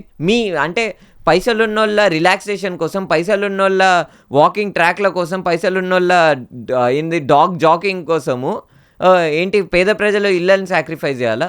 తెలంగాణ ప్రభుత్వానికి చిత్తశుద్ధి ఉంటే ఆ ప్రజల బతుకులను మార్చాలి. ఆ ప్రజలకి ఆర్థిక లాభాలు ఇవ్వాలి, లేకపోతే వాళ్ళ పిల్లలకి ఒక మంచి స్కూల్ కట్టియాలి ఆ ఏరియాలో. కానీ అంటే నేను అంటున్న విషయం అదే, there is disparity, there is inequality, there is systemic inequality. అంటే ప్రభుత్వానికి తెలుసు ఏమని, ఒక పెద్ద వర్గంలో ప్రజల దగ్గర డబ్బు లేదని తెలుసు, ఇంకొక వర్గంలో డబ్బు ఉంది, వాళ్ళ దగ్గర అన్ని రిసోర్సెస్ ఉన్నాయని తెలుసు. అయినా కానీ ప్రభుత్వం ఎటువంటి యాక్షన్ తీసుకోకపోవడం అనేది it is stressing more on the people. అది ఇంకా ఇన్ఈక్వల్ స్ట్రక్చర్స్ని ఇంకా ఎక్కువ స్ట్రెంథన్ చేస్తుంది. ఇంకొక విషయం, మీరు కేబీఆర్ విషయంలో అన్నారు కాబట్టి, ట్రాఫిక్ సమస్యని సాల్వ్ చేయడం కోసం మేము ఫ్లైఓవర్లు కడుతున్నాం, అండర్ పాస్లు కడుతున్నాం అని అంటున్నారు. ఎన్ని చోట్లలో ఫ్లైఓవర్లు లేవు? ఇప్పుడు సికింద్రాబాద్లో ఫ్లైఓవర్ లేదా? బేగంపేటలో ఫ్లైఓవర్ లేదా? బేగంపేటలో ఫ్లైఓవర్ వస్తే ముందుకు పోయినాక అమీర్పేటలో ఆడ ఆగిపోయిందా ట్రాఫిక్? కాదా? ప్రపంచవ్యాప్తంగా ఏడన్నా ఫ్లైఓవర్లు కడితే ట్రాఫిక్ సాల్వ్ అయిందా? ఫ్లైఓవర్లు కట్టేది, మొన్న ప్రెస్ మీట్లో కూడా ఒక ఎక్స్పర్ట్ మాట్లాడినప్పుడు చెప్పింది ఏంటంటే, ఫ్లైఓవర్లు జనరల్గా కట్టేది ఏంటంటే ట్రైన్లకి, లేకపోతే ట్రైన్ వెళ్తున్నప్పుడు దాని మీద బ్రిడ్జ్ కోసమో, లేకపోతే వైల్డ్ లైఫ్ అటు ఇటు వెళ్ళడం కోసమో అట్లాంటి విషయాలలో ఫ్లైఓవర్ యూజ్ చేస్తారు. కానీ నగరంలో ఫ్లైఓవర్ యూజ్ చేయడం అనేది ఒక అన్ప్రాక్టికల్ అండ్ ట్రాఫిక్ని సాల్వ్ చేసే ప్రాబ్లం కాదు, సాల్వ్ చేసే సొల్యూషన్ కాదు అని ఆ రోజు అన్నారు ఆయన. ఇంకోటి ఏంటంటే, ట్రాఫిక్ సమస్యను సాల్వ్ చేయాలంటే ఏవైతే వెహికల్స్ ఉన్నాయో, అంటే హెవీ వాల్యూమ్ ఉన్న వెహికల్, ఇప్పుడు ఫర్ ఎగ్జాంపుల్ బస్లో సగం సైజు ఉంటుంది ఒక పెద్ద కారు, దాంట్లో ఎంతమంది ట్రావెల్ చేస్తారు అంటే ఒకడే ట్రావెల్ చేస్తాడు. బస్లో సగం ఉంటుంది ఆ కారు. అదే బస్ ఎంత స్పేస్ ఆక్యుపై చేస్తుంది, అది ఎంతమందిని క్యారీ చేస్తుంది, ఈ కార్ ఎంతమందిని క్యారీ చేస్తుంది? ఇది ఇంపార్టెంట్ క్వశ్చన్ కాదా? అంటే ఒకవేళ పబ్లిక్ ట్రాన్స్పోర్ట్ సిస్టము ప్రపంచవ్యాప్తంగా ఉన్న సిస్టమ్స్ని వీళ్ళు తీసుకొచ్చి పెడతామని అంటారు. ఆడేడనో రివర్ ఫ్రంట్ ఉంది, మాకు ఈడ కూడా రివర్ ఫ్రంట్ కావాలి. ఆడేడనో గ్లాస్ బిల్డింగ్స్ ఉన్నాయి, మాకు ఈడ కూడా గ్లాస్ బిల్డింగ్స్ కావాలి, డేటా సెంటర్లు కావాలని అంటున్నారు. మరి మొత్తం అక్కడున్న ప్రజలందరికీ పబ్లిక్ ట్రాన్స్పోర్ట్ సిస్టమ్ ఉంటుంది యూరోప్లో, మరి ఇక్కడ ఎందుకు లేదు? ఇదెందుకు తీసుకురావట్లేదు? అక్కడున్న ప్రజలు ఏడుకోవాలన్నా సైకిల్ మీద పోతారు, లేకపోతే మ్యాక్సిమం నడుస్తారు. అందరు ప్రజలు నడుస్తూనే ఉంటారు యూరోప్లో ఎక్కడ చూసినా కానీ. మరి అట్లెందుకు చేయరు ఇక్కడ? సో ఇవి ఇంపార్టెంట్. అదొక్కటే కాకుండా 2 అంశాలు ఏంటంటే, కేబీఆర్కి సంబంధించి మేము అడుగుతున్నవి 2 కీలక అంశాలు. ఏవైతే చట్టాలు ఉన్నాయో, పర్యావరణాన్ని ప్రొటెక్ట్ చేసుకోవడానికి ఏవైతే చట్టాలు మన దేశంలో నిర్మితమైనాయో, ఎన్వైరన్మెంట్ ఇంపాక్ట్ అసెస్మెంట్ అనేది చేయాలి. ఏ ప్రాజెక్ట్ చేసినా ఎన్వైరన్మెంట్ ఇంపాక్ట్ అసెస్మెంట్ చేయాలి పెద్ద స్థాయిలో జరిగే ప్రాజెక్టులకి. ఆ ఎన్వైరన్మెంట్ ఇంపాక్ట్ అసెస్మెంట్ ఎందుకు చేపట్టలేదు? ఇంత పెద్ద ప్రాజెక్టు 900 కోట్లు ఉన్న ప్రాజెక్టుకి ఎందుకు ఈఐఏ చేయట్లేదు? ఈఐఏ చేయకుండా వాళ్ళు ఏమంటున్నారంటే, ఈఐఏ చేయాల్సి వస్తుందో అని చెప్పి ఈ మొత్తం ప్రాజెక్ట్ని చిన్న చిన్న ముక్కలుగా విడగొట్టి పేపర్లు ఏమని చెప్తున్నారు, ఇవి వేరే వేరే ప్రాజెక్టులు అని చెప్తున్నారు. అంటే అంటే ఎంత అంటే ప్రజలని పిచ్చోళ్ళని చేయడము, కోట్లను కూడా తప్పుదోవ పెట్టడం. ఇప్పుడు సెకండ్ పాయింట్ ఏంటంటే మేము అడుగుతున్నది ఈఎస్జెడ్. మేము నిరసన చేస్తుంది ఆ కేబీఆర్ పార్క్కి సంబంధించి లోపలేదో జరుగుతుందని కాదు. కేబీఆర్ పార్క్ యొక్క ఈకాలజికల్లీ సెన్సిటివ్ జోన్ ఈఎస్జెడ్ అని అంటారు. అంటే ఇప్పుడు ఫర్ ఎగ్జాంపుల్ ఒక నది ఉంది, లేక్ ఉంది, ఆ లేక్ లేకపోతే నది యొక్క బఫర్ జోన్ అని అంటాం కదా. అట్లనే ప్రతి ఫారెస్ట్కి ఒక బఫర్ జోన్ గవర్నమెంట్ లా ప్రకారము ఒక బఫర్ జోన్ లెక్క డిక్లేర్ చేస్తుంది. దాన్ని ఈఎస్జెడ్ అని అంటారు, ఈకాలజికల్లీ సెన్సిటివ్ జోన్. అంటే ఆ పర్టికులర్ ప్రాంతంలో ప్రాణులు, వన్యప్రాణులు కానీ పక్షులు కానీ ట్రావెల్ చేస్తాయి కాబట్టి అట్లా ఒక బఫర్ జోన్ ఇస్తారు. అక్కడ కనుక పొల్యూటింగ్ ఇండస్ట్రీ వచ్చిందనుకో, లేకపోతే ఏదన్నా హెవీ ఏదన్నా వచ్చిందనుకో, హెవీ రెసిడెన్షియల్ ఏరియా అని ఏదన్నా వచ్చిందనుకో, అప్పుడు అక్కడ ఉన్న ప్రాణులకి డిస్టర్బ్ అవుతుంది కదా. సో కాబట్టి ఈఎస్జెడ్ని తీసుకొచ్చింది. ఈఎస్జెడ్ అనే ఒక లా ఉంటుంది.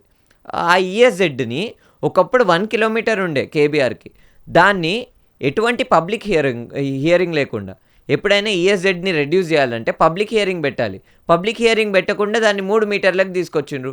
కోర్టుకు వెళ్ళి పబ్లిక్ హియరింగ్ ఎడబెట్టినో బాబు అని అడిగితే లేదు మేము పెట్టలేదు అని 3 సంవత్సరాల తర్వాత చెప్పారు. ఫస్ట్ ఒక 2 సంవత్సరాలు మేము పెట్టినాం అన్నారు, రికార్డ్ లేవి, ప్రూఫ్ లేవు అని అడిగితే లాస్ట్కి మొన్న ఏమన్నారు, మా దగ్గర ప్రూఫ్ లేదు, మేము చేయలేదు అని అంటారు.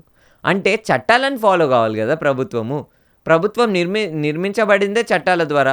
ఆ చట్టాలనే ఫాలో చేయకుండా, ఆ చట్టాలను మొత్తం చూడకుండా, వాటిని పట్టించుకోకుండా చేస్తే అలాంటి వాళ్ళు నిరసనకు దిగుతారు కదా. అండ్ ఈ పబ్లిక్ పాలసీ మేకింగ్లో ఎందుకు అంత ఇన్వెస్ట్మెంట్ చేసి పబ్లిక్ పాలసీస్ మేక్ చేస్తారు? అవును, చాలా రీసెర్చ్ చేస్తారు, పబ్లిక్ పాలసీస్ అన్ని రాశాక దాన్ని ఫాలో అవ్వకపోతే వాట్ ఈస్ ది మ్యాటర్ అన్నది అర్థం కావట్లేదు. అవును, నాకైతే వీళ్ళ దాంట్లో ఏం రీసెర్చ్ అనిపిస్తలేదు. ఇప్పుడు ఫర్ ఎగ్జాంపుల్ ఈకాలజికల్ ఆస్పెక్ట్లో అయితే వీళ్ళది రీసెర్చ్ లేదు, ఏం లేదని అనిపిస్తుంది. ఎందుకంటే వీళ్ళ దాంట్లో రీసెర్చ్ ఉంటే యూకలిప్టస్ ప్లాంటేషన్ ఎందుకు చేస్తారు? ఇప్పుడు వీళ్ళు ఈకాలజికల్ రిస్టోరేషన్ అని మాట్లాడతారు. ఈకాలజికల్ రిస్టోరేషన్ అని అన్నప్పుడు ఒక అడవి లోపల ప్రాపర్ అడవి ఉంటుంది. ఆ అడవి లోపల కొంచెం జాగ ఉంటుంది, గ్రాస్ ల్యాండ్ ఉంటుంది. గ్రాస్ ల్యాండ్ లోపల ఫాక్సెస్ ఉంటాయి, చిన్న ఇండియన్ ఫాక్సెస్ ఉంటాయి. ఇండియన్ ఫాక్సెస్ ఇప్పుడు డిసపియర్ అయిపోతున్నాయి తెలంగాణ వ్యాప్తంగా. ఒకప్పుడు ఉంటున్నాయి మంచి నెంబర్లో. ఎందుకు డిసపియర్ అవుతున్నాయి అంటే అవి గ్రాస్ ల్యాండ్స్లోనే ఉంటాయి మ్యాక్సిమమ్. డియర్స్ జనరలీ ఉండేది ఎక్కడ? గ్రాస్ ల్యాండ్స్లో ఉంటాయి అవి. ఈ గ్రాస్ ల్యాండ్స్ మొత్తంని వీళ్ళు ఏమని బంజర్ భూమి అని లేకపోతే మిగతా భూమి అని చెప్పేసి ఫారెస్ట్ అధికారులే ఆ మొత్తం గ్రాస్ ల్యాండ్ని క్లీన్ చేసేసి ఆడ యూకలిప్టస్ ప్లాంటేషన్ చేస్తున్నారు. అంటే ఎంత వాళ్ళకి యూకలిప్టస్ అనేది ఒక ఈకాలజికల్ డెజర్ట్ లెక్క. అంటే ఈకాలజికలీ అది ఒక ఏంటిది డెజర్ట్ కూడా అనొద్దు, it's a bad example. Ecologically dead అంటే మన తెలంగాణ ప్రాంతంలో అది బేసికలీ అది మన చెట్టు కాదు, ఇక్కడ ప్రాంతం చెట్టు కాదు, అది ఎక్కడనో సౌతర్న్ హెమిస్ఫియర్లో ఉండాల్సిన చెట్టు అది. సో అక్కడ ఇదే చెట్టు కనుక అక్కడ ఉంటే అక్కడ పురుగులు ఉంటాయి కాబట్టి దానికి ఒక ఫుడ్ చైన్ ఉంటుంది కాబట్టి ఇట్ విల్ బీ ప్రాక్టికల్. ఇక్కడ చెట్టు కాదు, దాన్ని అడవి మధ్యలో తీసుకొచ్చి పెట్టడం వల్ల మొత్తం ఈకాలజీ డిస్టర్బ్ అవుతుంది కదా. అక్కడ ఉన్న గ్రాస్ ల్యాండ్ పోయింది. ఇట్లుంటుంది. ఇప్పుడు నేను ఎట్లా నాలి వెల్ రెడ్ అని, ఎట్లా నాలి వెల్ రీసెర్చ్డ్ అని? వెల్ రీసెర్చ్డ్ కాదు, ఆ పాలసీ మేకింగ్లోని కూడా ప్రాబ్లమే. అంతే, ఇట్లా 100 చెప్తా నేను, ఒకటి కాదు 2 కాదు, ఇట్లా లిస్ట్ ఇస్తా. ఇప్పుడు హైదరాబాద్లో ఫ్లడ్డింగ్ ఎందుకు జరుగుతుంది ప్రతి సంవత్సరము? నేను ఈ పాయింట్ మీద ఒక వీడియో కూడా చేసిన. అంటే లేక్స్ అన్నీ వాటర్ వస్తున్నాయి, ఫస్ట్ గ్రౌండ్ వాటర్లోకి వెళ్ళదు, భూమిలోకి నీళ్ళు ఎనకవు. అండ్ అవి లేక్లోకి పోవాలంటే లేక్స్ ఎక్కడ? మనకి ఇన్ఫ్రాస్ట్రక్చర్ డిజైనింగ్ కూడా ఎట్లుండాలంటే నీళ్ళు రెయిన్ వాటర్ అన్నీ పోయి లేక్లో కలిసేటట్టే ఉండాలి కదా. సో అవి లేక్సే లేవు. ఒకవేళ ఉన్నా సరే ఆ స్లోపింగ్ కానీ అదంతా ఇన్ఫ్రాస్ట్రక్చర్ అట్లా డిజైన్ చేయాలి. There is no planning that we see. ఎవడు వద్దన్నా కాదన్నా అంటే ఎవరు ఏమైనా మాటలు మాట్లాడచ్చు, కానీ కొంత సైన్స్ అనేది ఒకటి ఉంది కదా. సైన్స్లో గ్రావిటీ అనేది ఉంది, బేసిన్ అనేది ఒకటి ఉంది. ఇప్పుడు ఏ టోపోగ్రఫీ ఎక్కడ చూసినా కానీ నీళ్ళు ఏడికి పోతాయి, ఎక్కడైతే స్లోప్ ఉందో అక్కడికే వెళ్తాయి కదా. మొత్తం ఇప్పుడు ఫర్ ఎగ్జాంపుల్ ఇప్పుడు మనం ఏ బేసిన్లు ఉన్నాం, మూసీ రివర్ బేసిన్లు ఉన్నాం. ఇక్కడ ఏ నీళ్ళు అయినా కానీ అది గ్రౌండ్ వాటర్ ఛానల్ త్రూ లేకపోతే మిగతా ఛానల్స్ త్రూ ఎక్కడికి వెళ్తాయి? మూసీ బేసిన్లోకి వెళ్ళాలి ఇవి కదా. అదే మూసీ బేసిన్లోకి వెళ్ళాల్సిన వాటర్ని నువ్వు అబ్స్ట్రక్ట్ చేసి అక్కడ ఇంకేదో కడితే ఏమవుతుంది? ఫ్లడ్డింగ్ కాదా? మరి ఈ బాధ్యత ఎవరిది? ఇప్పుడు ఫర్ ఎగ్జాంపుల్ ఒక ఆయన ఇల్లు కొన్నాడు, ఒక లేక్ని ఎంక్రోచ్ చేసిన ఒక లేక్ని మొత్తము లేఅవుట్లు చేసి ఒక ఆయన అమ్మిండు, ఎవరో దారికారి అమ్మి దాని మీద అమ్మకానికి పెట్టినప్పుడు నేను for example I'm a person who bought that house. నా రెస్పాన్సిబిలిటీయా అసలు ఏంటి మొత్తం చెక్ చేసుకొని మీటర్ పెట్టి అసలు ఇది ఏముంటుండే శాటిలైట్ ఇమేజ్ ఓపెన్ చేసి అసలు ఒకప్పుడు ఇది ఏముండే అని ఎవరి రెస్పాన్సిబిలిటీ? డిపార్ట్మెంట్లు ఉన్నాయి కదా, హెచ్యుడిఏ ఉంది కదా Hyderabad urban development authority, HMD ఉంది కదా హైదరాబాద్ మెట్రో డెవలప్మెంట్ అథారిటీ.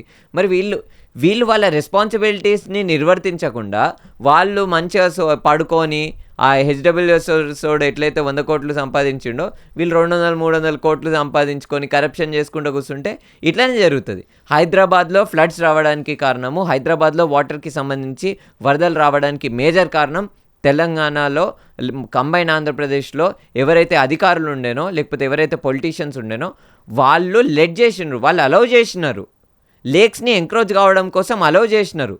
వాళ్ళు క్లియర్గా they allowed lakes to be encroached. ఒకవేళ గవర్నమెంట్ కనుక సో ఫర్మ్ ఉంటే, గవర్నమెంట్ కనుక సీరియస్ ఉంటే అప్పుడే ఎందుకు లేక్స్ ఎంక్రోచ్ అవుతుండే, ఎందుకు లేక్స్ మీద ఈరోజు ఇల్లులు ఉంటుండే? అప్పుడు అదంతా చేసిండ్రు. మళ్ళీ అదే గవర్నమెంట్ అఫీషియల్స్ ప్లేస్లో ఇంకొకళ్ళు వచ్చినాక హైడ్రా అని చెప్పేసి కూల్ చేస్తుండ్రు. మేబీ హైడ్రా ప్రాజెక్ట్ కింద కొంతవరకు న్యాయం జరిగిండొచ్చేమో. కాకపోతే మిగతా ఎవరైతే మిడిల్ క్లాస్ ఫ్యామిలీ ఉన్నారో వాళ్ళు కొన్న వాళ్ళందరూ అన్యాయంగానే ఉన్నారు కదా. అవును, మీరు చెప్పేది వాస్తవమే. అంటే దాని మీద యాక్షన్ ప్లాన్ ఏంది? ఒక మొన్న వేటివ్ న్యూస్ సమ్మిట్లో అంటుండు ఇంక్లూజివ్ అని ఒక 2-3 సార్లు అన్నాడు చీఫ్ మినిస్టర్. ఇంక్లూజివ్ డెఫినేషన్ ఏంది? ఇంక్లూజివ్ డెఫినేషన్ తెలుసు ఆయనకి. ఇంక్లూజివ్ అని అంటే గవర్నమెంట్ ఏమనుకుంటే అది చేయడం ఇంక్లూజివా? Government is build by people. అదే పీపుల్ని పక్కన పెట్టేసి అదే పీపుల్ని ప్లాన్లో పెట్టకుండా వీళ్ళు హైడ్రా చేసినా ఏం చేసినా ecological restoration or any ecological protection will only happen with people. I'm telling this very clearly. Without people no ecology will survive. అరే ప్రజలను సెంటర్లో పెట్టి లేకపోతే ప్రజలని భాగం చేసి ఈకాలజికల్ రిస్టోరేషన్ చేయాలి, కానీ ప్రజలను పక్కన పెట్టేసి ప్రజలే లేకుండా ప్రజలతో చర్చించకుండా ఈకాలజికల్ రిస్టోరేషన్ అంటే అది ఎంప్టీ. సీరియస్లీ అది ఫోర్ట్రెస్ మోడల్ అని అంటాము. అంటే రాజులు ఈ పర్టికులర్ ల్యాండ్లో మొత్తం గోడ కట్టేసి ఇది నా అడవి అని అంటారు. అంటే ప్రజల నుంచి ఎందుకు భయపడతారు? ఇన్ని సంవత్సరాల నుంచి ఎవరైతే ఆదివాసీలు మొత్తం అడవులను రక్షిస్తున్నారో ఆ ఆదివాసులని ఏంటిది ఫ్రేమ్ చేస్తున్నారు చాలా ప్రాంతాలలో. వీళ్ళు ఏంటి అడవిని మొత్తం మింగేస్తున్నారు అది ఇది అని. ఎవరైతే ఇన్ని సంవత్సరాల నుంచి అడవిలని కాపాడిర్రో, ఇప్పుడు ఫర్ ఎగ్జాంపుల్ అదే వ్యక్తి ఎవరైతే ముఖ్యమంత్రి ఉంటాడో ఆయన వాళ్ళ ఊర్లలో ఒక్క అడవి ఉంచాడు, వాళ్ళ మొత్తం జిల్లాలో ఒక్క అడవి ఉండదు. ఆయన ఆదిలాబాద్ పోయి లేకపోతే ఎక్కడ వేరే జిల్లాలకు పోయి అక్కడున్న ఆదివాసులని అధికారం వచ్చినప్పుడు ఫ్రేమ్ చేసి వీళ్ళు అడవిలను నరుకుతున్నారని చెప్పేసి వాళ్ళ మీద తీసుకుంటాడు. ఇది తెలంగాణ మోడల్ కాదు, దేశవ్యాప్తంగా జరుగుతుంది ఇదే. మీ సేవ్ మూసీ అంటే మూసీ గురించి చాలా ప్రాజెక్ట్ పెద్ద ఎత్తున జరుగుతుంది కదా ఇది యాక్టివిటీ. అయితే మూసీ యాక్టివిటీలో లైక్ ఎప్పుడు వచ్చింది మీకు ఆ trigger that you want to be part of this save Musi project? So ఇది ప్రెస్ రిలీజ్ మీరు తీసుకోవచ్చు. సో బేసికలీ మేము సేవ్ మూసీ మూవ్మెంట్లో భాగం కావడానికి కారణము, నేను సేవ్ మూసీ మూవ్మెంట్లో భాగమైంది 2024లో, స్టార్ట్ అయింది కూడా 2024లో. మేము క్లైమేట్ ఫ్రంట్ తెలంగాణ తరపున దామగుండం గురించి కొట్లాడుతున్నప్పుడు ప్రభుత్వం ఏమన్నదంటే మేము మూసీ నదిని రివైవ్ చేస్తున్నాము, మీరు వచ్చి మాతో పాల్గొనండి అని అంటే, అబ్బా వీళ్ళు ఒక అడవినే నరికేటోళ్ళు ఎట్లా నదిని రివైవ్ చేస్తారో చూద్దామని చెప్పేసి ఒక యాత్ర చేసినాం. అంటే డాక్యుమెంటేషన్ ట్రిప్ రివర్ కండిషన్స్ గురించి. ఎక్కడైతే మూసీ నది పుట్టిందో అక్కడి నుంచి వాడపల్లి వరకు. Vadapalli is the place where Krishna రివర్లో సబ్మర్జ్ అవుతుంది మూసీ స్ట్రీమ్. సో అక్కడి వరకు మేము ఒక డాక్యుమెంటేషన్ ట్రిప్ చేసినాము. దాని తర్వాత మూసీ నదికి కావాల్సిన అంశాలు ఏంటి అనే విషయం మీద యూత్ని, ఎక్స్పర్ట్స్ని, ఇంకా అన్మోల్ అని జమ్మూ నుంచి వచ్చిండు మా క్లైమేట్ ఫ్రంట్ ఫౌండర్, మేము అందరం కలిసి ఒక ప్రెస్ మీట్ చేసి సేవ్ మూసీ మూవ్మెంట్ని అనౌన్స్ చేసి అప్పటి నుంచి ఇప్పటి వరకు క్లీనప్ డ్రైవ్లు, మూసీ నదిలో జరిగిన అన్యాయం మీద ఒక మ్యూజియం కట్టినాము, మ్యూజికల్ ఈవెంట్ చేసినాము రీసెంట్లీ, అక్కడున్న ప్రజలతోని కన్సల్టేషన్ చేస్తున్నాము, రేపు ఇంకా భారీ స్థాయిలో ప్రజలని సమీకరించి ఉద్యమాన్ని నిర్మిస్తాం. అట్లా అయితే మూసీ నదిలో మేము ఇన్వాల్వ్ కావడానికి మేజర్ కారణం ఏంటంటే 2024లో దగ్గర 300 మంది ఇల్లులని కూల్చేసింది ప్రభుత్వం. 300 మంది 300 ఫ్యామిలీస్ని, 300 హౌజెస్ని డెమాలిషన్ చేసింది. ఎందుకు డెమాలిషన్ చేసిందని అంటే మూసీ రివర్ ఫ్రంట్ అని అన్నారు. మరి మూసీ రివర్ ఫ్రంట్ 2024 సెప్టెంబర్, అది 2024 సెప్టెంబర్ అయిపోయింది, 2025 అయిపోయింది, 2026లో ఉన్నాం మనం ఇప్పుడు. ఇంకొద్ది నెలలు అయితే వస్తుంది. ఇప్పటి వరకు మూసీ ప్రాజెక్ట్కి సంబంధించి ఒక్క పేపర్ బయట లేదు. ఒక కాంక్రీట్ పేపర్ బయటికి లేదు, ఏం చేస్తారో ఏందనేది. కానీ అంత హరీలో ఎందుకు కూల్చేసింది మరి ప్రభుత్వము? అంత అర్జెంట్ ఏముంది?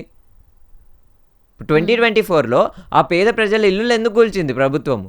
అంత అర్జెంట్ ఏముండే? గంట ముందు ఈ ఇల్లుల మీదకి ఇంటి ముందు ఒక జేసీబీ వచ్చి నడవండి, లేకపోతే మీకు డబుల్ బెడ్రూమ్ ఇల్లు కూడా రాదు అని అంటే ఎట్లుంటుంది ప్రజల పరిస్థితి? వాళ్ళు ఇంకా అక్కడ మొత్తం అసలు మూసినది మొత్తం చాదరఘాట మొత్తం ప్రాంతంలో ఉన్న అందరి ఇల్లులు కూల్చేద్దామని వచ్చారాడ. అక్కడున్న ప్రజలు దృఢంగా నిరసన చేస్తే అప్పుడు ఆగింది ప్రభుత్వం. ఈ అన్యాయాన్ని చూసి ఈ అన్యాయంకి వ్యతిరేకంగా మనం నిల్చోవాలనే తపనతోటి మేము నిల్చున్నాం. ఎందుకు అనంటే ఏదో ఉట్టిగా నిల్చోలే, పర్యావరణం గురించి ప్రభుత్వం మాట్లాడుకుంటూ పేద ప్రజల ఇల్లులను కూల్చుతుంది, ఇది కాదు పర్యావరణ రక్షణ అంటే అని చెప్పడం కోసం ఈరోజు మూసీ మూవ్మెంట్లో మేము భాగమవుతున్నాం. మళ్ళా ఇల్లులు కూల్చి ఏమైనా మూసీ నదిలో పర్యావరణాన్ని రక్షణ చేస్తున్నారా అంటే అది కాదు. వాళ్ళ ఇప్పుడు ప్రభుత్వం ప్లాన్ ఇది. తెలంగాణ గవర్నమెంట్ ప్లాన్ ప్రకారం ఏంటంటే, అంటే అన్ని పేపర్లు ఏం లేవు, బయటనే లేవు పేపర్లు. వాళ్ళు మొన్నేదో డిపిఆర్ రిలీజ్ అని చెప్పేసి పీపీటీ చేస్తే దాంట్లో ఉన్న అంశాల మీద మేము ఒక రిపోర్ట్ తయారు చేసినాము. ఇది according to Telangana government they will be building this. What is this? PCC permanent concrete grade, ఇంకా M30 grade. Basically what it means is 108 మీటర్స్లో మూసీ రివర్ ప్రాజెక్ట్ జరగబోతుంది. 108 మీటర్స్లో మ్యాక్సిమం % ఏం జరగబోతుందంటే, మధ్యలో కొంత భాగాన్ని వదిలేస్తారు వీళ్ళు మెయిన్ స్ట్రీమ్ కోసము. మ్యాక్సిమం భాగంలో మొత్తం కాంక్రీట్ వేసేసి కాంక్రీట్ వాల్స్ వేసేస్తారు. వేసేసి వాళ్ళ ప్లాన్ ప్రకారం వాళ్ళు ఏం చేయబోతున్నారంటే, మూసీ నదిని ఒక కాంక్రీట్ ఓపెన్ పైప్ లెక్క మార్చబోతున్నారు. మనం ఇప్పుడు మురికి కాలువలు ఉంటాయి కదా ఊర్లల్లో, చిన్న కాంక్రీట్తో ఉంటాయి చూడు, అట్లా మార్చబోతున్నారు మూసీ నదిని. అంటే సరే కొంత లైటింగ్ పెడతాడు, కొంత ఎత్తు పెడతాడు, కొంత ఎగ్జాటిక్ చెట్లను తీసుకొస్తారు. అంటే ఎగ్జాటిక్ చెట్లు అంటే ఏడనో ఫారెన్లో ఉన్న చెట్లను తీసుకొస్తారు, పెడతారు. కానీ పర్యావరణం అంటే అది కాదు. పర్యావరణం అంటే అక్కడ న్యాచురల్ ఈకోసిస్టమ్ ఉండాలి, అక్కడ పక్షి వాలాలి, అక్కడ ఆ పక్షి మీద ఇంకొక ఫుడ్ చైన్ ఉండాలి, ఇవన్నీ ఉండాలి. ఇప్పుడు ఫర్ ఎగ్జాంపుల్ మూసీ నదిని అట్లనే మనం కనుక వదిలేస్తే, మూసీ రివర్ ఈ రిస్టోరేషన్ గురించి ప్రభుత్వం మాట్లాడుతుంది కదా. మూసీ రివర్ ఈకాలజికల్ రిస్టోరేషన్ అంటే ఏంటి? అక్కడున్న మట్టిని, ఈకాలజీకి మేజర్ ఎలిమెంట్ ఏంటి? సాయిల్ కదా. అవును. అదే సాయిల్ని క్లియర్ చేసేసి దాని మీద కాంక్రీట్ వేస్తే ఈకాలజీ ఎట్లుంటుంది?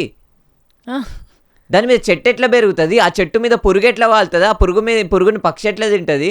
లేకపోతే దాని మీద రోడెన్స్ ఎట్లుంటాయి? ఆ రోడెన్స్ మీద రెప్టైల్స్ ఎట్లు వస్తాయి? ఇవన్నీ ఇంపార్టెంట్ క్వశ్చన్స్ కాదా? ఇవన్నీ సైంటిఫిక్ క్వశ్చన్స్ కాదా? సో ఇదొకటి అయితే ఇంకా చాలా అంశాలు ఉన్నాయి ఇక్కడ.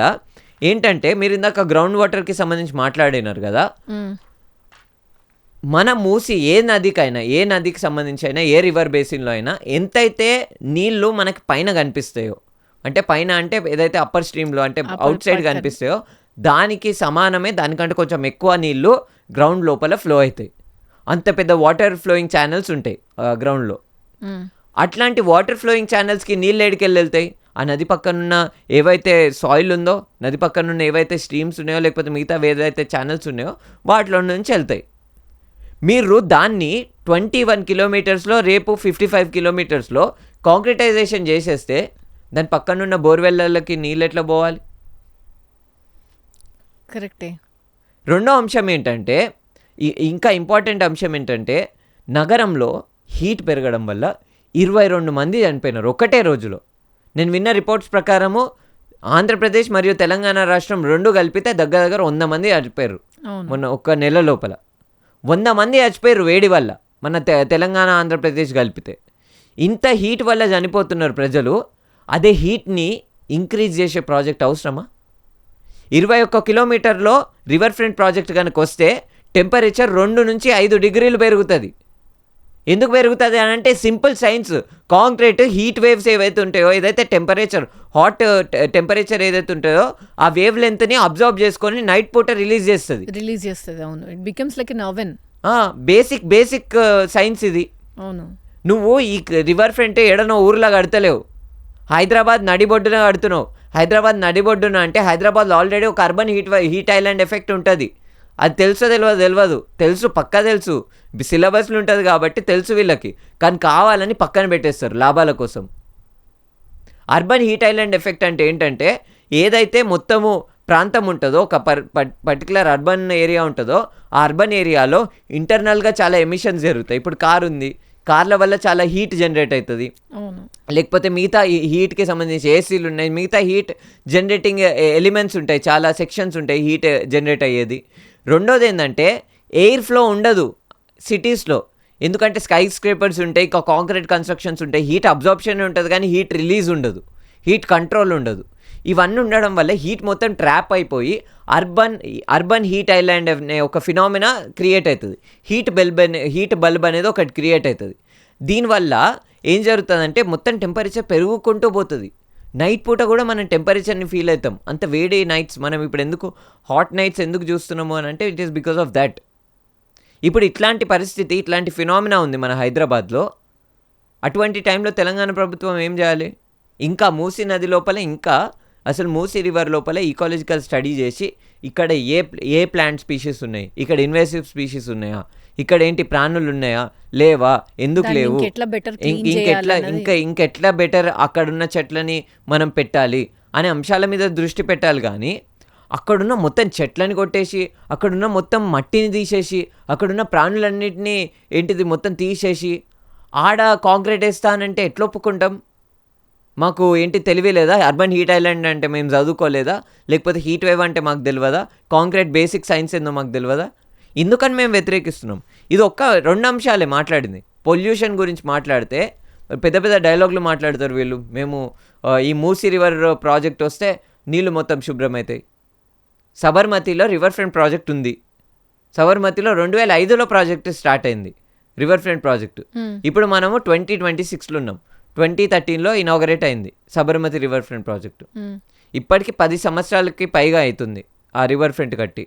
మరి ఇప్పటి వరకు నీళ్లు శుభ్రమైన సబర్మతిది. లేటెస్ట్ రిపోర్ట్ ప్రకారము సబర్మతి భారతదేశంలో అత్యంత కాలుష్యమైన నది లిస్టులో టాప్ 2nd ఉంది. అంటే ఏదైతే ఒక ఫెయిల్డ్ ప్రాజెక్ట్ ఉందో, రివర్ ఫ్రంట్ల వల్ల నీళ్ళు శుభ్రం కావు. ఫెయిల్డ్ ప్రాజెక్ట్ నుంచి మనం చూసి అనాలిటిక్స్ తీసుకోవట్లేదు.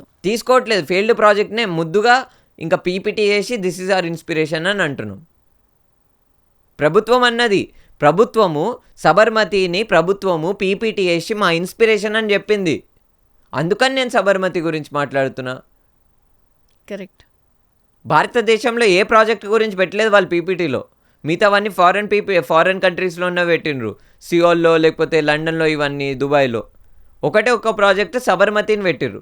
మరి అదే సబర్మతిని అనలైజ్ చేయొద్దా మేము? అరే కాగితం విడుదల చేయమంటే భయపడతారు వీళ్ళు. మొన్న ఆర్టీఐలే ఎన్ని ఆర్టీఐలు వేసిండ్రు అక్కడున్న ప్రజలు. ఇప్పుడు ఇదంతా ఆర్టీఐలే. ఇన్ని ఆర్టీఐలు వేస్తే మొన్న ఒక ఆర్టీఐకి రిప్లై ఇచ్చారు. ఇన్ని ఆర్టీఐలకు రెస్పాన్స్ ఏది? ఏం ప్రశ్నలు అడిగినరు ప్రజలు? ఏం ప్రశ్నలు అడిగిర్రు అంటే ఎగ్జిస్టింగ్ సీవేజ్ సిస్టమ్ కండిషన్స్ ఏందో చెప్పమని అడిగిర్రు. దానికి జవాబు ఉండదు. సీవేజ్ ట్రీట్మెంట్ ప్లాన్స్ ఎన్ని ఉన్నాయో చెప్పమని అడిగిర్రు. దాని జవాబు ఉండదు. Entry points of sewage into Musi river అడిగిర్రు. దాని జవాబు ఉండదు. ఎందుకు అంత భయం ఎందుకు? అరే ప్రజలు డబ్బులు కడతారు ఆర్టీఐ వేయాలంటే you need to pay. People paid money and are utilising right to information act and you are under the law. You need to respond but you are not responding. You will face the legal consequences.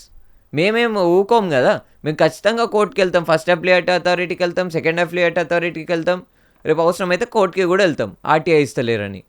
So ఇట్లా చాలా అంశాలు ఉన్నాయి.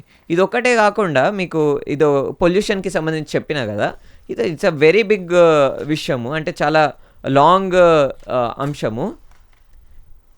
వీళ్ళు ఏమంటున్నారు, ఇంకొక అంశం ఏంటంటే మూసీ నదిలో ఇక్కడ మీరు చూడండి ఆర్టికల్, మీరు ఇక్కడ ఆర్టికల్ ఏమనుంది, Sabarmati still India second most polluted river.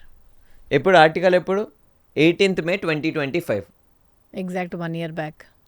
1 year back వచ్చిన రిపోర్ట్ ప్రకారము వీళ్ళు అంటున్న విషయం ఏంది, it is India's most polluted river. అంటే 10 సంవత్సరాలైనా కానీ ఈ సబర్మతి రివర్ ఫ్రంట్ వల్ల నీళ్లు శుభ్రం కాలేదు. ఈ ఇమేజ్ చూడండి ఒకసారి. ఈ ఇమేజ్ జమ్మూలో రివర్ ఫ్రంట్ కట్టడం వల్ల వచ్చిన డిజాస్టర్. రివర్ ఫ్రంట్ కట్టడం వల్ల ఏం జరుగుతుందంటే వాటర్ యొక్క స్పీడ్ పెరుగుతుంది. ఎందుకు పెరుగుతుంది అని అంటే అక్కడ ఆబ్స్టికల్స్ ఉంటాయి. బేసికలీ రివర్లో చాలా రాక్స్ ఉంటాయి, సాయిల్ ఉంటుంది. అది ఏం చేస్తుంది, వాటర్ స్పీడ్ని రెడ్యూస్ చేస్తుంది. మీరు దాన్ని మొత్తం కాంక్రీట్ వేసేస్తే ఏమవుతుంది, స్పీడ్ పెరుగుతుంది. స్పీడ్ పెరిగినప్పుడు డౌన్ స్ట్రీమ్లో ఎడ్లాబాద్లో కత్వా ఉంది. ఎడ్లాబాద్లో నీళ్ళు ఎడికెళ్ళి పోతున్నాయి, కత్వా వల్ల పోతున్నాయి. ఆడికి కత్వా కట్టుకున్నారు అక్కడున్న ప్రజలే కట్టుకొని నీళ్ళు ఆడికి తీసుకెళ్తున్నారు. నీళ్ళు ఆడ రేపు మూసినది రివర్ ఫ్రంట్ వల్ల మొత్తం 55 కిలోమీటర్ల రివర్ ఫ్రంట్ వస్తే నీళ్ళ స్పీడ్ పెరుగుతుంది. స్పీడ్ పెరిగి ఎడిపోతాయి నీళ్ళు. అన్ని కత్వాలలో నీళ్ళు పోయి బ్లాస్ట్ అవుతాయి పేద ప్రజల ఇల్లులన్నీ. ఇక్కడ బ్లాస్ట్ అయింది. ఇక్కడ పెద్ద ల్యాండ్ మాస్ ఉండే ఒకప్పుడు. మీరు ఇక్కడ చూడండి, పెద్ద పెద్ద కాంక్రీట్ స్ట్రక్చర్స్ పడిపోయినాయి. కాంక్రీట్ స్ట్రక్చర్స్కి ఏం కాలేదు, కానీ మట్టి మొత్తం ఎగిరిపోయింది. సాయిల్ అనేది న్యాచురల్ స్ట్రీమ్లో వెళ్ళకుండా అట్లా వెళ్తే స్పీడ్ పెరుగుతుందిగా. అంతే కదా. సో ఇట్లా చాలా ఆస్పెక్ట్స్ ఉన్నాయి మూసీ రివర్కి సంబంధించి. మేము వాటినే ప్రశ్నిస్తున్నాము. మేము ఏమంటున్నాం, గవర్నమెంట్కి ఆల్టర్నేటివ్ ప్లాన్స్ ఉన్నాయి. పూణేలో ఉన్న ప్రజలు ఈకాలజికల్ గైడ్ లైన్స్ అని ఒక పేపర్ రిలీజ్ చేసిండ్రు. మేము దాన్ని ప్రభుత్వాన్ని చెప్తున్నాం, ఆ ఈకాలజికల్ గైడ్ లైన్స్ని ఫాలో కండి. అన్నిటికంటే ముఖ్యం ఏంటంటే పేద ప్రజలతో మాట్లాడండి.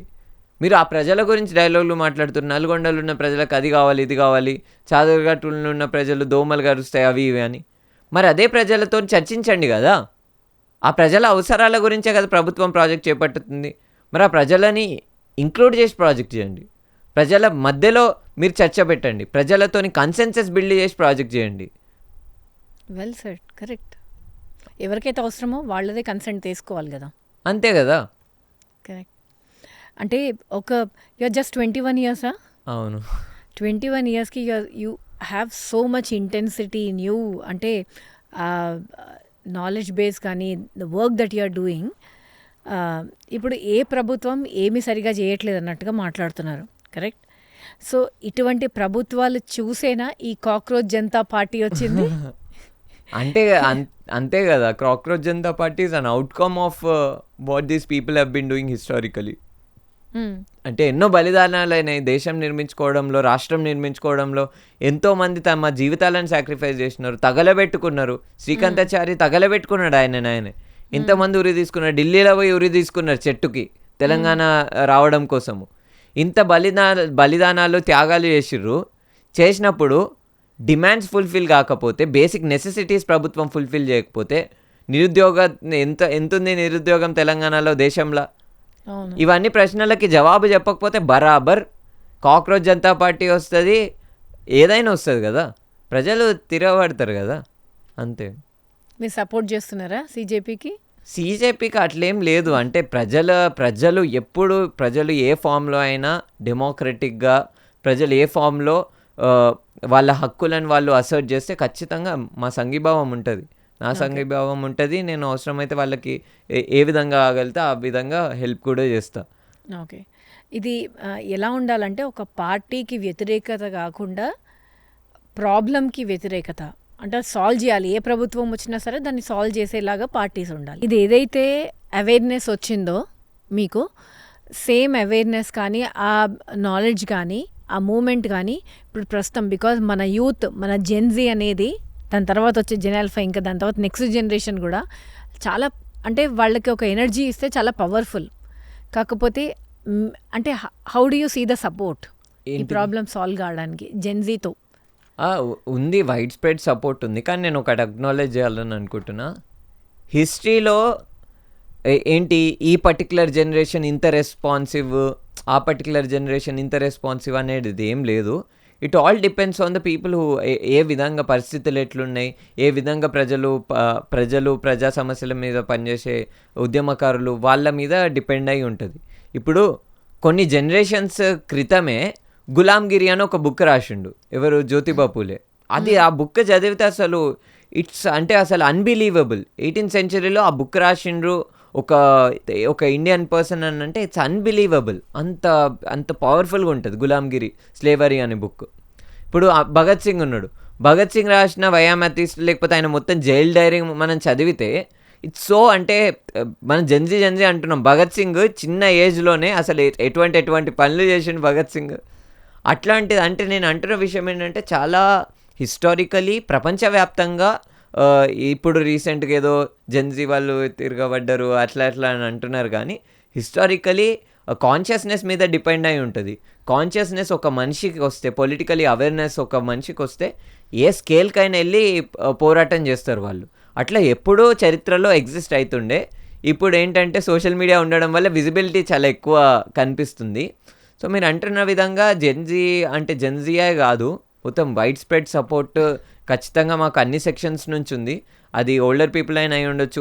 మాదేంటంటే యూత్ లెడ్ మూవ్మెంట్, అంటే యువత ద్వారా నిర్మిస్తున్న ఉద్యమం కాబట్టి ఖచ్చితంగా యూతే ఉంటారు మా దాంట్లో. మన ఛానల్లో విద్వికా గ్రోత్ టాక్స్లో చాలా మంది యువత ఉన్నారు.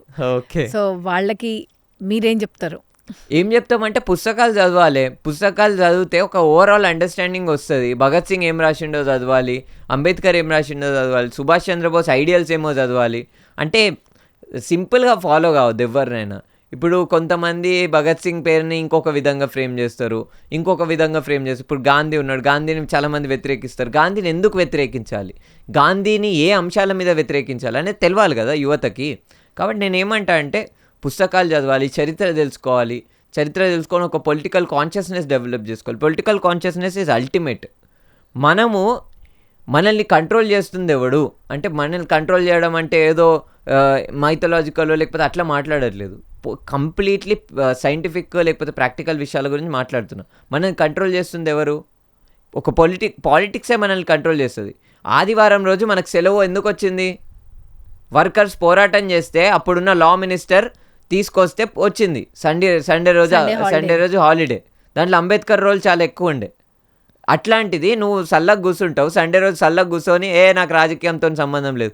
నువ్వు సండే రోజు సల్లగా కూర్చుంటున్నావు, పని చేయట్లేవు, పనికి పోతలేవు అంటే దానికి కారణం రాజకీయం, దానికి కారణం ప్రజలు అప్పుడు చేసిన ఉద్యమం.